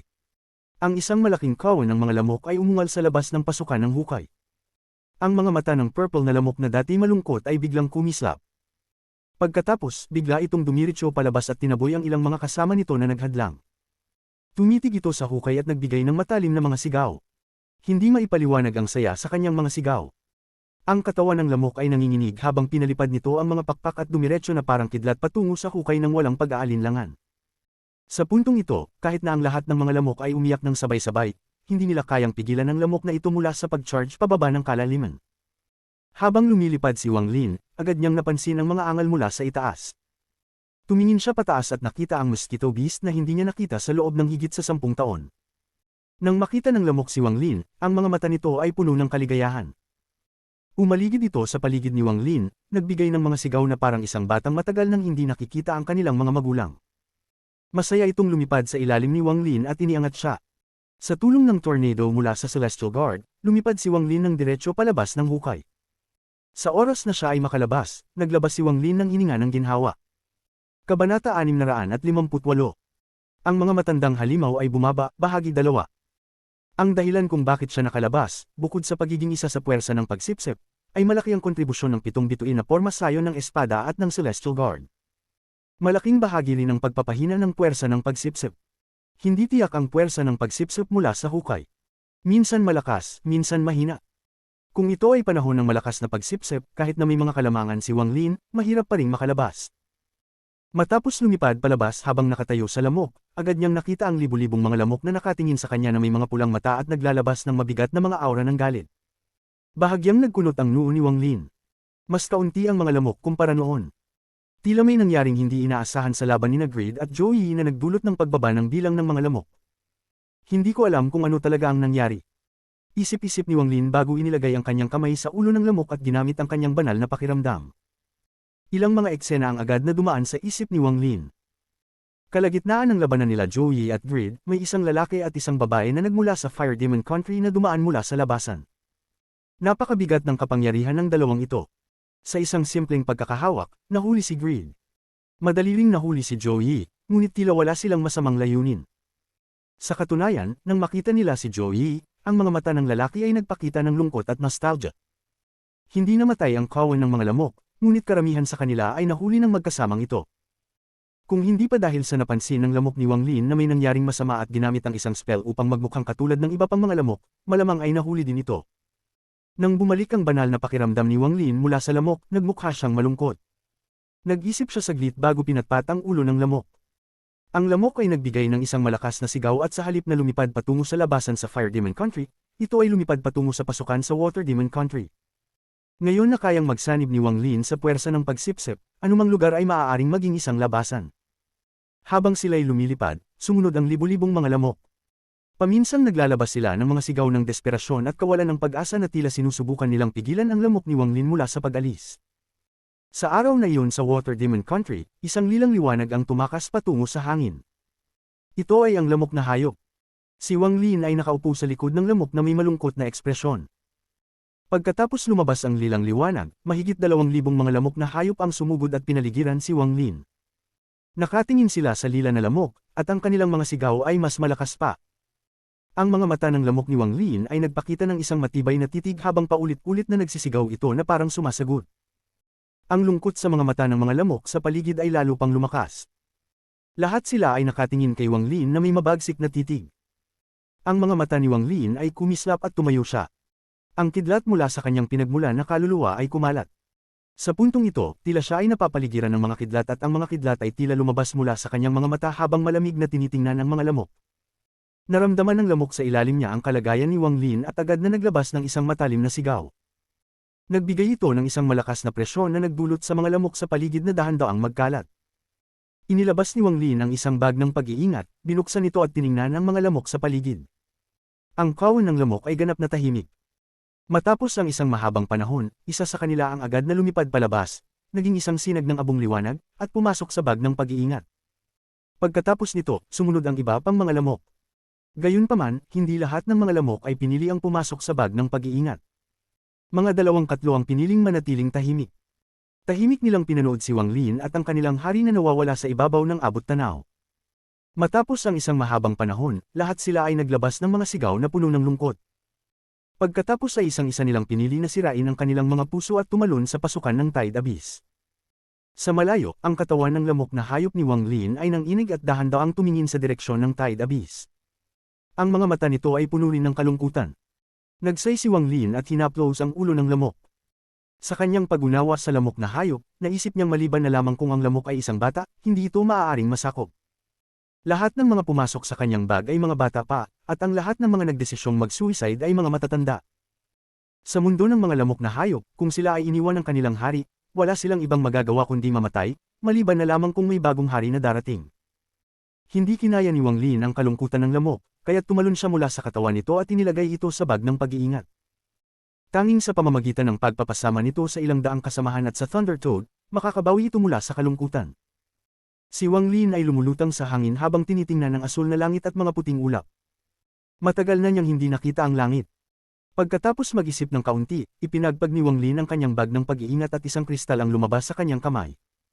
Pumasok ang kanyang banal na pakiramdam sa kristal at agad itong nagsimulang maglabas ng gintong liwanag. Ang liwanag ay pinalibutan siya at mabilis na nawala habang si Wang Lin ay naruroon sa loob. Nang muling magpakita si Wang Lin, siya na ay nasa loob ng yungib. Tinitingnan ng natitirang mga paghihigpit, ang mga mata ni Wang Lin ay kumislap at mahinahong sinabi, "Sa susunod na bumalik ako, sisirain ko ang lahat ng paghihigpit at bubuksan ang lihim ng yungib na ito." Huminga siya ng malalim at gumawa ng isang seal upang i-seal ang yungib. Pagkatapos ay winasak ang transfer array upang walang ibang makapasok sa yungib na ito. Hindi kahit ang Blood Ancestor ay makakapasok. Pagkatapos gawin ito, tiningnan ni Wang Lin ang yungib na may kahulugan. Ang espiritu ng yungib ay lumitaw sa pasukan, ngunit tiningnan lamang siya ni Wang Lin at hindi nagsalita. Bumaling si Wang Lin at bitin ang kristal sa kamay niya at umalis. Si Wang Lin ay lumitaw sa labas ng Soul Refining Tribe sa Sky Demon Country. Nagulat ang mga tao sa tribu sandali, ngunit agad nilang binati si Wang Lin at yumuko. Hindi kinuha ni Wang Lin ang lahat ng mga soul fragments na kinolekta ng tribo ngunit tinawag si 13 at Uyang Hua. Pagkatapos mag-iwan ng ilang mga utos at mga pamamaraan sa pagsasanay, tinuruan pa niya si 13 ng pangalawang bahagi ng Giant Demon Clan Cultivation Method.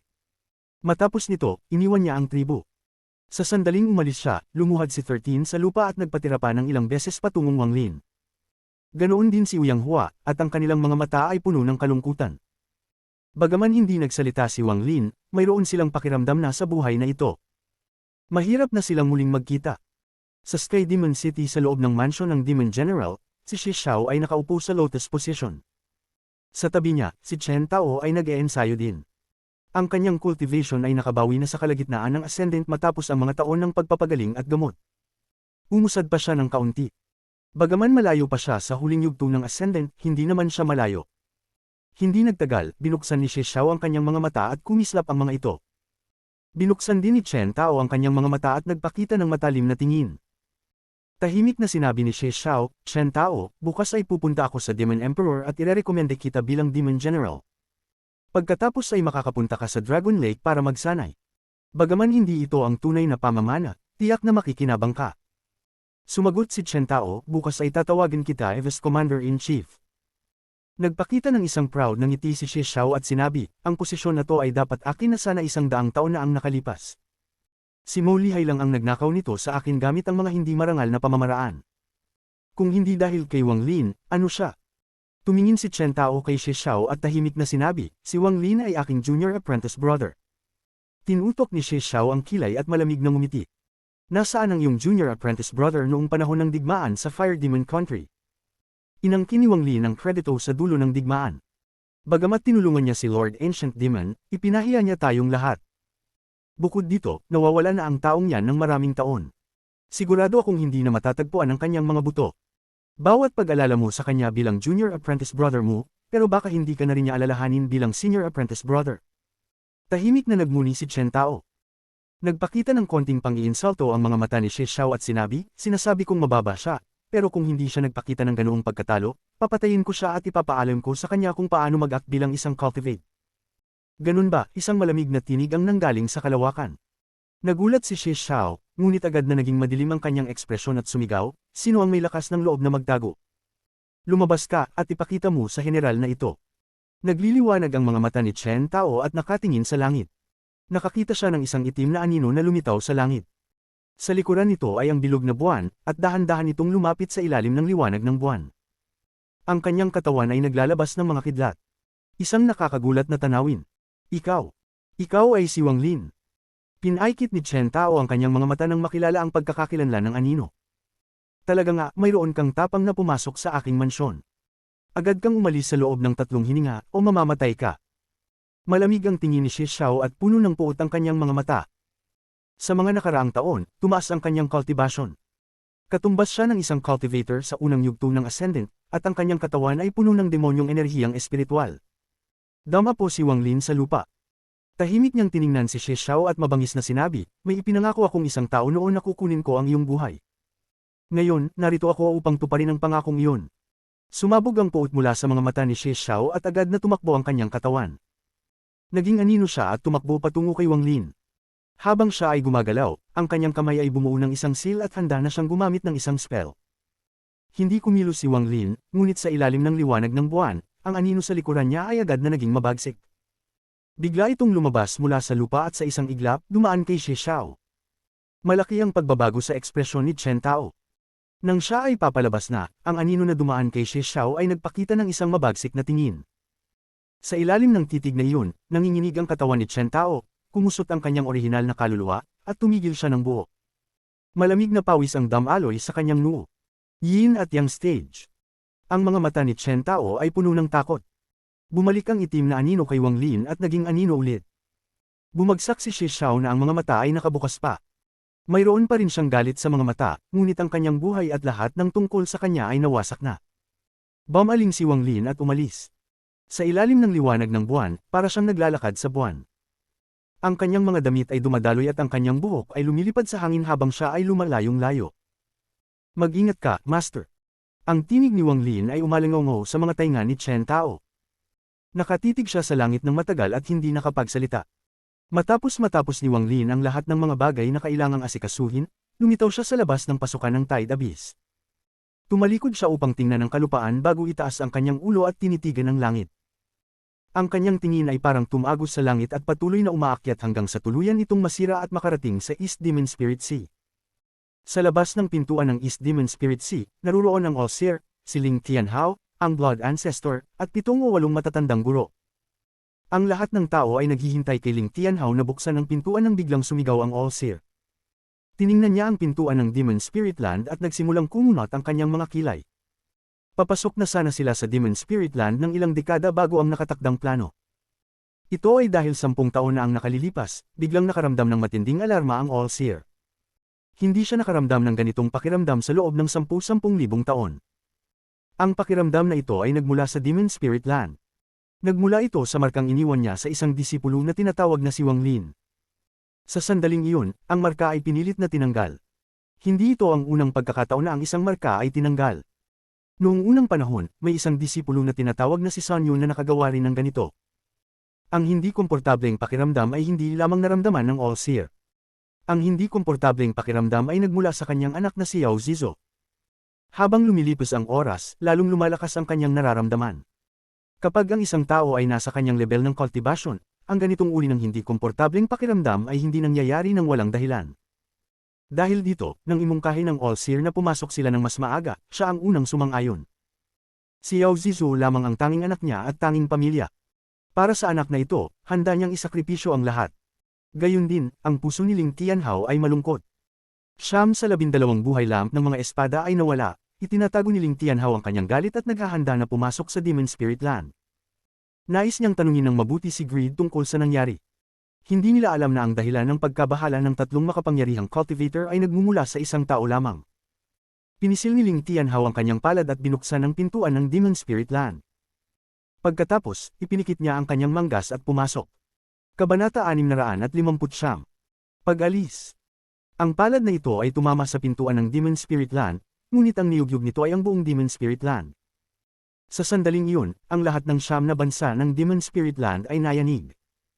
Ang buong Demon Spirit Land ay napuno ng mga iyak, at ang langit ay hindi na asul kundi naging madilim. Ang mga ulap ay kumilos at isang higanting vortex ang nabuo. Ang vortex na ito ay sobrang laki. Kumalat ito at dahan-daw ang umiikot. Ang enerhiya ng espada ay lumabas mula sa loob ng vortex at kumalat sa langit. Isang aura na kasing lakas ng langit ang lumitaw. Kasabay nito, 7 makulay na ilaw na parang bahaghari ang lumabas mula sa vortex at bumaba.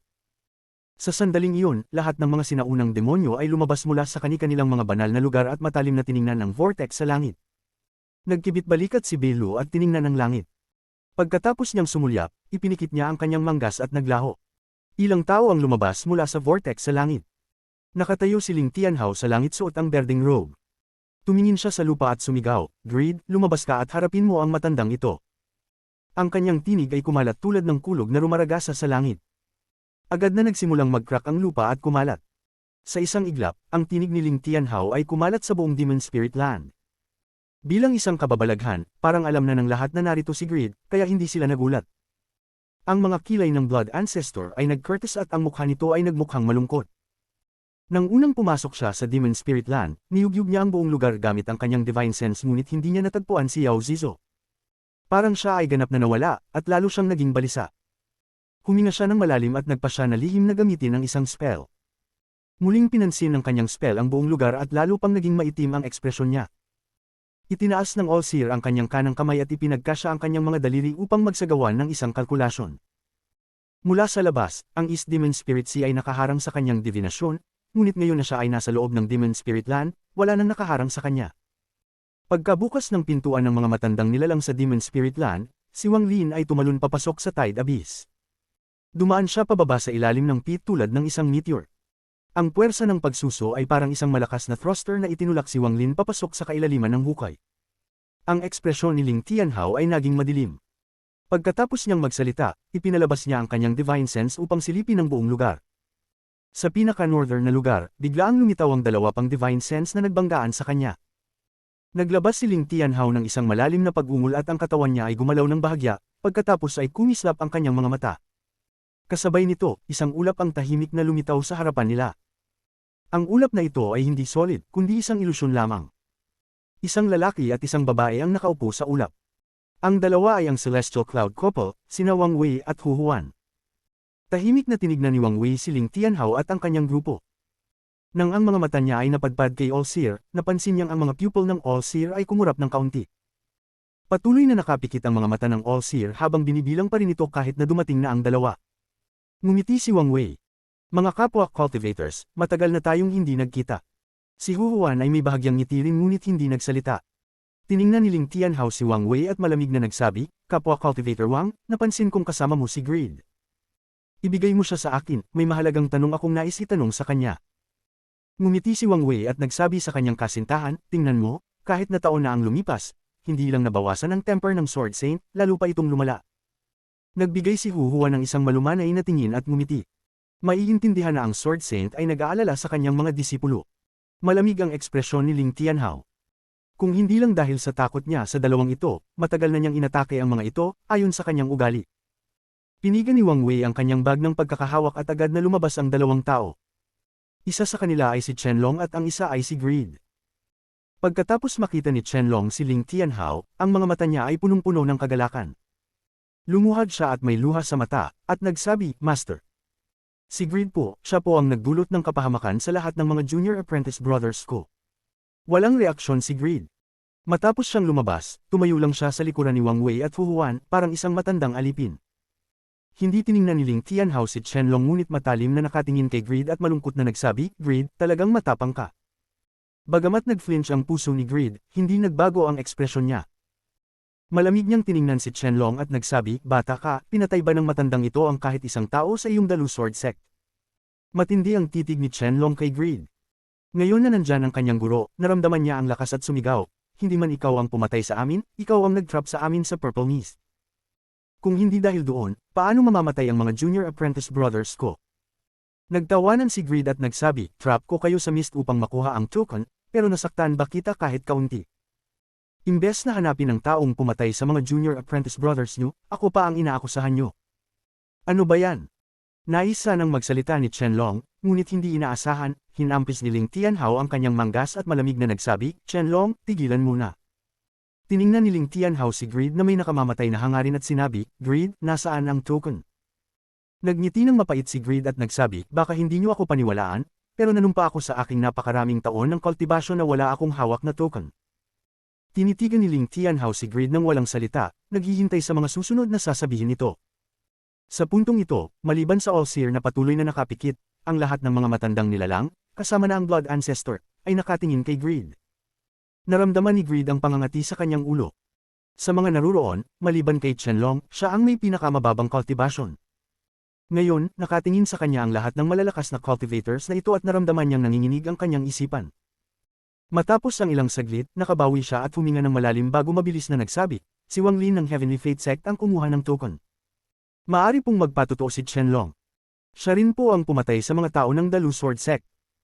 Nagkunot ang noo ni Ling Tianhao at tiningnan si Qianlong. Mabilis na nagsabi si Qianlong, Master, nakita ko lang na hawak ni Wang Lin ang token at natrap siya ni Greed. Hindi ko po alam ang nangyari pagkatapos. Pero, siya po talaga ang pumatay sa ilang junior apprentice brothers ko. Sa sandaling iyon, biglang binuksan ng All-Seer ang kanyang mga mata at tumingin sa silangan. Nais niyang umalis. Mas mabilis na kumilos ang kamay ng All-Seer at tila tumagos ang kanyang tingin sa malayo. Dumiretso ito sa pasukan ng Tide Abyss sa Water Demon Country at tinagos ang bukas ng hukay. Ngunit hindi tumigil ang kanyang tingin at dumiretso pababa. Habang bumababa si Wang Lin, agad niyang napansin. Pagkatapos, naging isa siya sa puwersa ng pagsipsip at bumaba pa ng mas mabilis. Naramdaman ng All-Seer na apektado ang kanyang paningin ng puwersa ng pagsipsip. Nagatubili siya sandali bago pumasok at dumaan pa pababa. Ang spell ng All-Seer ay agad na nakakuha ng pansin ni Ling Tianhao at ng kanyang grupo. Pati ang Celestial Cloud Couple ay may mga mata ng pagkabigla. Lahat ng mga matandang halimaw ay kumalat at ipinakita ang kanilang mga divine senses at sinundan ng paningin ng All-Seer pababa sa Tide Abyss. Walang emosyon sa mukha ni Wang Lin nang hawakan niya ang kanyang bag ng holding at lumabas ang 7-star sword formation. Ang porma sayon ay umiikot sa kanyang katawan, kaya't mas mabilis pa siya. Direktang tumakbo si Wang Lin patungo sa ilalim ng hukay at hindi nagtagal ay nakarating siya sa lugar ng vortex. Sa puntong iyon, bumaba ang mga divine sense ng All-Seer at ng lahat ng mga matandang halimaw. Agad na nakita ni Ling Tianhao ang 7-star sword formation. Nagalit siya agad. Nakakita rin ng All-Seer kay Wang Lin nang walang kahit isang marka ng Celestial Slaughter. Ito ang nagbigay ng malamig na tingin sa mata ng All-Seer. Pumunta si Wang Lin sa vortex, pagkatapos ay tumingin siya sa lahat at malamig na nagbigay ng tingin bago siya dahan-daang lumubog dito. Isang malakas na puwersa ang lumabas mula sa vortex at kumalat. Ang lakas na ito ay sobrang lakas, pati ang divine sense ng All-Seer at ng kanyang mga kasama ay hindi nakayanin. Kailangan nilang umatras at panoorin si Wang Lin habang siya ay tuluyang pumasok sa vortex. Hindi dahil ayaw nilang pigilan siya, kundi dahil ang lakas na nanggagaling sa vortex ay ang lakas na nag-uugnay ng dalawang sistema ng mga bituin. Sobrang lakas nito. Nang pumasok si Wang Lin sa vortex, ang divine sense ng Blood Ancestor ay tumutok kay Wang Lin at ang kanyang mukha ay naging malungkot. Kakalipas lang ng ilang sandali, naramdaman niya ang aura ni Yao Zizo kay Wang Lin. Ipinakita nito ang pakikibaka at pag-aalsa ni Yao Zizo, na nagbigay ng conclusion sa Blood Ancestor na ang pagkawala ni Yao Zizo ay may kaugnayan kay Wang Lin. Malamang na nahuli ni Wang Lin si Yao Zizo. Ang kanyang mukha ay naging madilim at sumigaw siya, Wang Lin, nasaan ang aking anak na babae? Hindi 3 kundi 4 na peking yungib. Bago maglaho si Wang Lin, iniwan niya ang pangungusap na ito.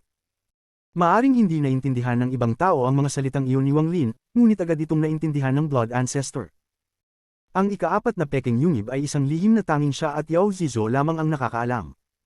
Isang bagay na hindi ikinwento ni Yao Zizo sa iba. Ito rin ang layunin ni Wang Lin. Kahit naaalis na siya, nais niyang guluhin ang lahat. Kung hindi napansin ng Blood Ancestor si Yao Zizo, okay lang. Ngunit dahil nalaman niya, kinakailangan na ni Wang Lin na mag-counter-attack. Ang layunin niya ay upang hindi magawang habulin siya ng Blood Ancestor ng personal dahil kay Yao Zizo. Naniniwala siya na ang mga isipan ng mga matandang halimaw na ito ay matutulungan siyang makapagbigay ng maraming koneksyon sa kanilang isipan. Nawala na si Wang Lin. Ang lugar sa paligid ng vortex ay naging tahimik. Lahat ng mga matandang halimaw ay may malungkot na mukha. Bawat isa sa kanila ay may kanya-kanyang plano, at pagkatapos marinig ang mga salita ni Wang Lin at makita ang reaksyon ng Blood Ancestor, tumingin silang lahat kay Blood Ancestor. Nararamdaman ng Blood Ancestor na para siyang tinutusok ng mga karayom. Nag-isip siya sandali at nagsabi, may ika-4 na peking yungib nga, ngunit malinaw na ito ay nakuha na ni Wang Lin. Mayroon din siyang token, kaya kung hindi siya mahuli, wala tayong pagkakataon na makapasok sa tunay na yungib. Alam na namin na ang vortex na ito ay isang pasukan patungo sa All Heaven Star System, ngunit ang lakas sa loob ng vortex ay sobrang lakas. Nakakuha si Wang Lin ng isang bagay na nagpapahintulot sa kanya na pumasok. Sinubukan namin lahat na pumasok ngunit hindi kami nagtagumpay. Gayunpaman, kung magsasama-sama tayo at magpadala lamang ng isang tao, magagawa natin ito. Tinanong ni Ling Tianhao sa matinding tono, sino ang pupunta? Kung sasabihin kong ako ang pupunta, magiging may pagdududa sa akin ang mga kapwa ko nagmamagaling. Ang pinakamagandang pagpipilian ay walang iba kundi si Greed.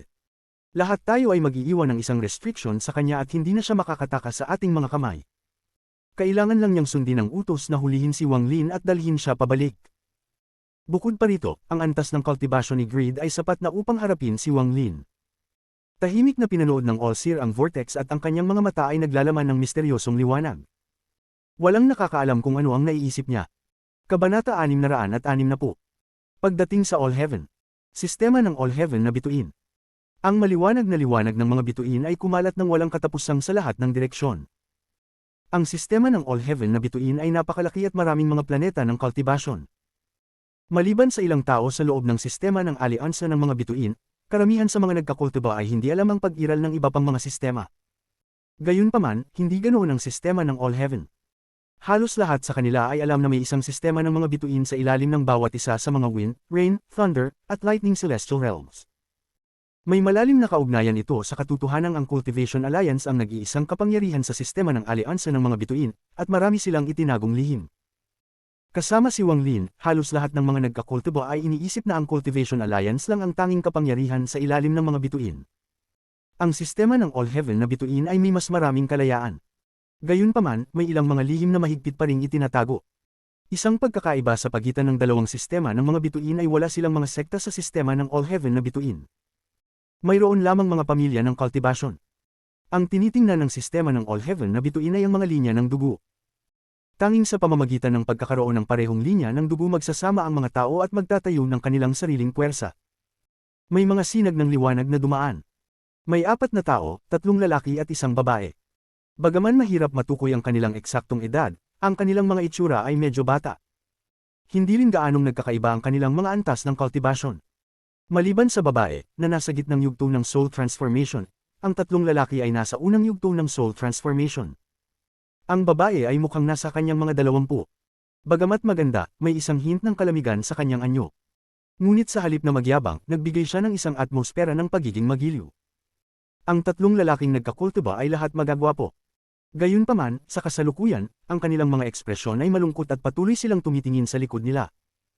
Isa sa mga lalaki ang mabilis na nagsabi, itapon na natin ang brilliant red stone. Kung hindi titigil ang mga dark fog insects sa paghabol sa atin. Kapag nahuli nila tayo. Ang babae ay malumanay na nagsabi, patuloy pa rin ang paghabol ng mga dark fog insects sa mga kumuha ng brilliant red stone kahit itapon pa ito. Isang malaking kulay abong mista ang humahabol sa kanila. Kung titingnan ng mas malapitan, makikita ang walang katapusang maliliit na insekto na kasing laki ng daliri sa mista. Ang mista ay nagmula sa isang bagay na nilalabas ng kanilang katawan. Bawat isa sa kanila ay may bituin compass sa ilalim ng kanilang mga paa, kaya mabilis silang gumalaw. Gayunpaman, kung hindi dahil sa babae na paminsan-minsan ay nagwawalis ng maraming kristal upang harangan ng kulay abong mista, malamang ay nahuli na sila ng mga insekto. Gayunpaman, ang babae ay lalong napapagod, habang ang mga insekto ay papalapit ng papalapit. Sa huli, ang mista ay biglang sumugod at pinalibutan sila. Mula sa malayo, makikita lamang ang malaking mista at hindi ang 4 na tao na natrap sa loob. Ang 4 na ito ay nagmula sa planetang Ranyun. Ang pangalan ng babae ay si Ranyu. Ang pangalan ng 3 lalaki ay sina Ran Chen, Ran Feng, at Sun Zushan. Ang 4 na ito ay unang dumating upang magsanay, ngunit dahil sa ilang mga pangyayari, nakuha nila ang brilliant red stone. Dahil dito, pinahabol sila ng isang malaking grupo ng mga insekto at sa huli, napapaligiran sila. Ang miste na ibinubuga ng mga dark fog insects ay nakakalason sa mga nagkakultiba. Ang simpleng pagdikit nito ay maaaring magdulot ng pinsala sa origin soul at magpapahinto sa lahat ng spell, kaya't ito ay labis na nakakatakot. Ang 4 na ito ay natrap sa loob ng mista. Kung hindi dahil sa jade bracelet ng babae na naglalabas ng mga mahihinang sinag ng kidlat upang hadlangan ng mista, matagal nang nalunod ang 4 na ito sa mista at nawasak ang kanilang mga origin soul. Ang natitirang 3 ay gumamit ng iba't ibang spells at mga gamit upang subukang makalabas sa mista. Gayunpaman, ang mista ay sobrang kapal at sa huli ay hindi pa rin nila kayang lumabas. Habang lumilipas ang oras, ang celestial spiritual energy sa 4 ay unti-unting nauubos at konti na lang ang natirang mga pills.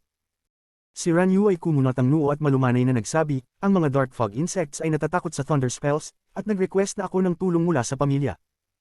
Medyo malayo ang lugar na ito mula sa pamilya, ngunit kailangan natin magtulungan hanggang dumating ang isang senior na mahusay sa thunder spells upang iligtas tayo. Ang kanyang celestial spiritual energy ang pinakamataas. Karamihan nito ay nasisipsip ng bracelet. Kung wala ang bracelet, agad silang makakalunok ng mga insekto. Ang tanging lalaki na hindi kasapi ng pamilya, si Sun Zushan, ay nagbigay ng mapait na ngiti.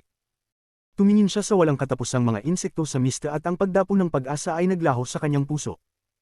Ang tanging dapat sisihin ay ang ating kasakiman. Kung hindi natin pinilit kunin ang Brilliant Red Stone, hindi sana tayo narito sa kasalukuyang krisis. Sa sandaling iyon, isang sinag ng pilak ang dumaan sa mista. Ang sinag na ito ng pilak ay parang isang dragon, at may isang binatang lalaki na nakasakay dito. Siya ay nakasuot ng Snow White na kasuotan at ang buhok ay nakatali sa likod. Bagamat hindi kapansin-pansin ang kanyang itsura, kumikinang ang kanyang balat at ang mga mata niya ay may pagmamataas. Minsan ay kumikidlat ang kanyang mga mata, na nagpatindi ng kanyang itsura. Siya si Wang Lin. Matapos pumasok si Wang Lin sa vortex, tila pumasok siya sa isang transfer array. Nang siya ay lumabas, siya ay nasa gitna ng mga bituin. May mga maliwanag na nebula sa paligid niya, ngunit wala ni isang tao. Ito ay isang banyagang sistema ng mga bituin para kay Wang Lin, hindi ang kanyang tahanan, ang sistema ng alyansa ng mga bituin. Ito ay ang sistema ng All Heaven na bituin sa ilalim ng Thunder Celestial Realm. Matapos mag-isip ng kaunti, kumuha si Wang Lin ng Star Compass. Pagkatapos, na may halong kalituhan, nagsimula siyang maglakbay sa sistema ng mga bituin. Ang kulay abong mist sa malayo ay nakatawag pansin kay Wang Lin. Ang sinag ng pilak ay kumidlat sa ilalim niya at nakarating siya sa tabi ng mista.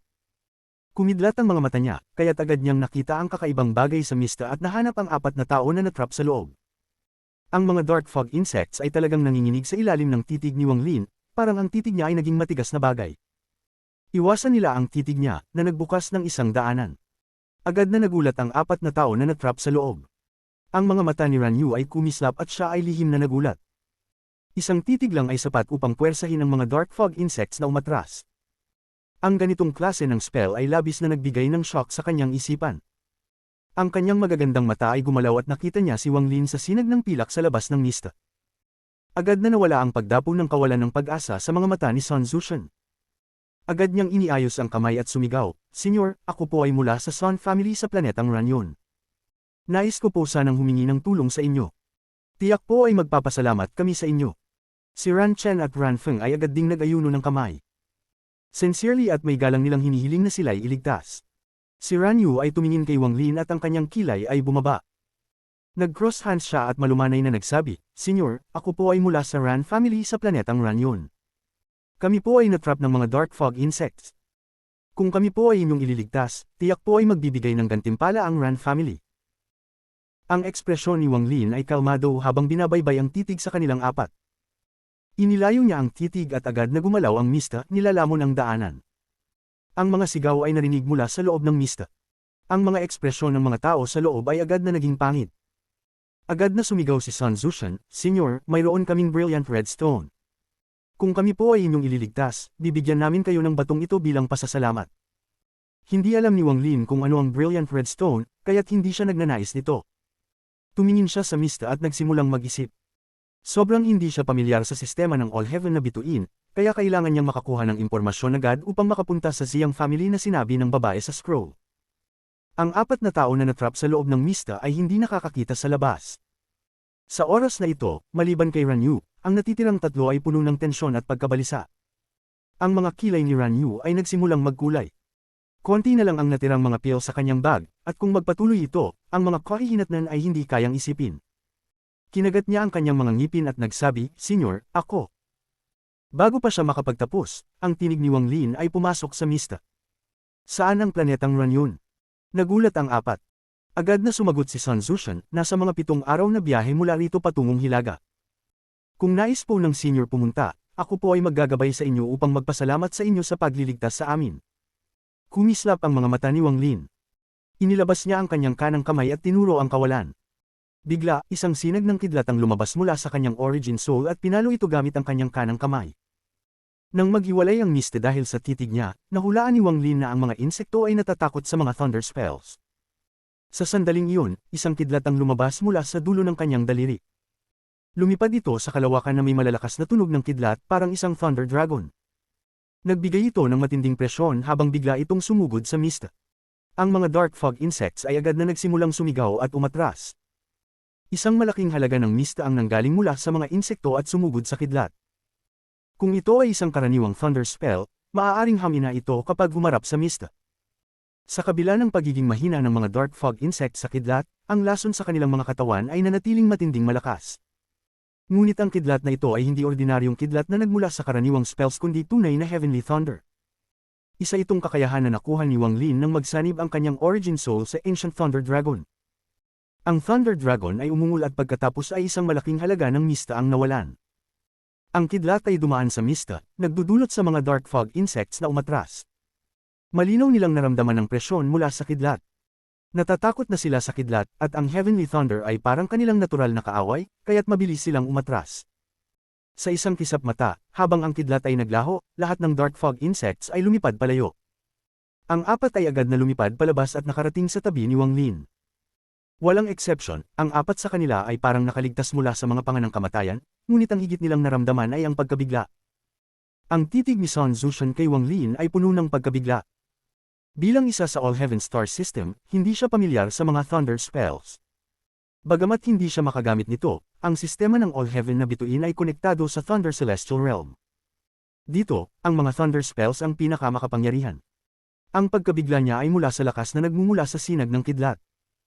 Hindi niya alam kung anong klase ng spell ang nagbigay ng ilusyon ng kidlat na naglalaman ng bakas ng tunay na lakas ng kidlat. Isa itong bagay na hindi kayang gawin ng mga elders at ninuno ng pamilya. Ang tatlong Ran ay nagulat din. Lalo na si Ran Yu na huminga ng malalim. Ang mga mata niya ay kumislap nang tinitingnan si Wang Lin. Sa kabila ng pagiging nasa gitnang yugto ng soul transformation, ang posisyon ni Ran Yu sa pamilya ay mas mataas kaysa sa tatlong iba pa, kaya't alam niya ang maraming mga lihim na bagay. Ang kanyang isipan ay nabigla at muling naalala ang lahat ng nangyari. Huminga siya ng malalim at magalang na nagsabi, ang Junior Po ay bahagi ng ika-9 na henerasyon ng Ran family. Si Senior Po ba ay isang Thunder Celestial Messenger? Pagkatapos niyang sabihin ito, nagbago ang ekspresyon ni Sun Zushan. Pumapasok sa isipan niya, tama, siya ay isang Thunder Celestial Messenger. Ngunit, bakit gusto ng Thunder Celestial Messenger na pumunta sa planetang Ran Yun?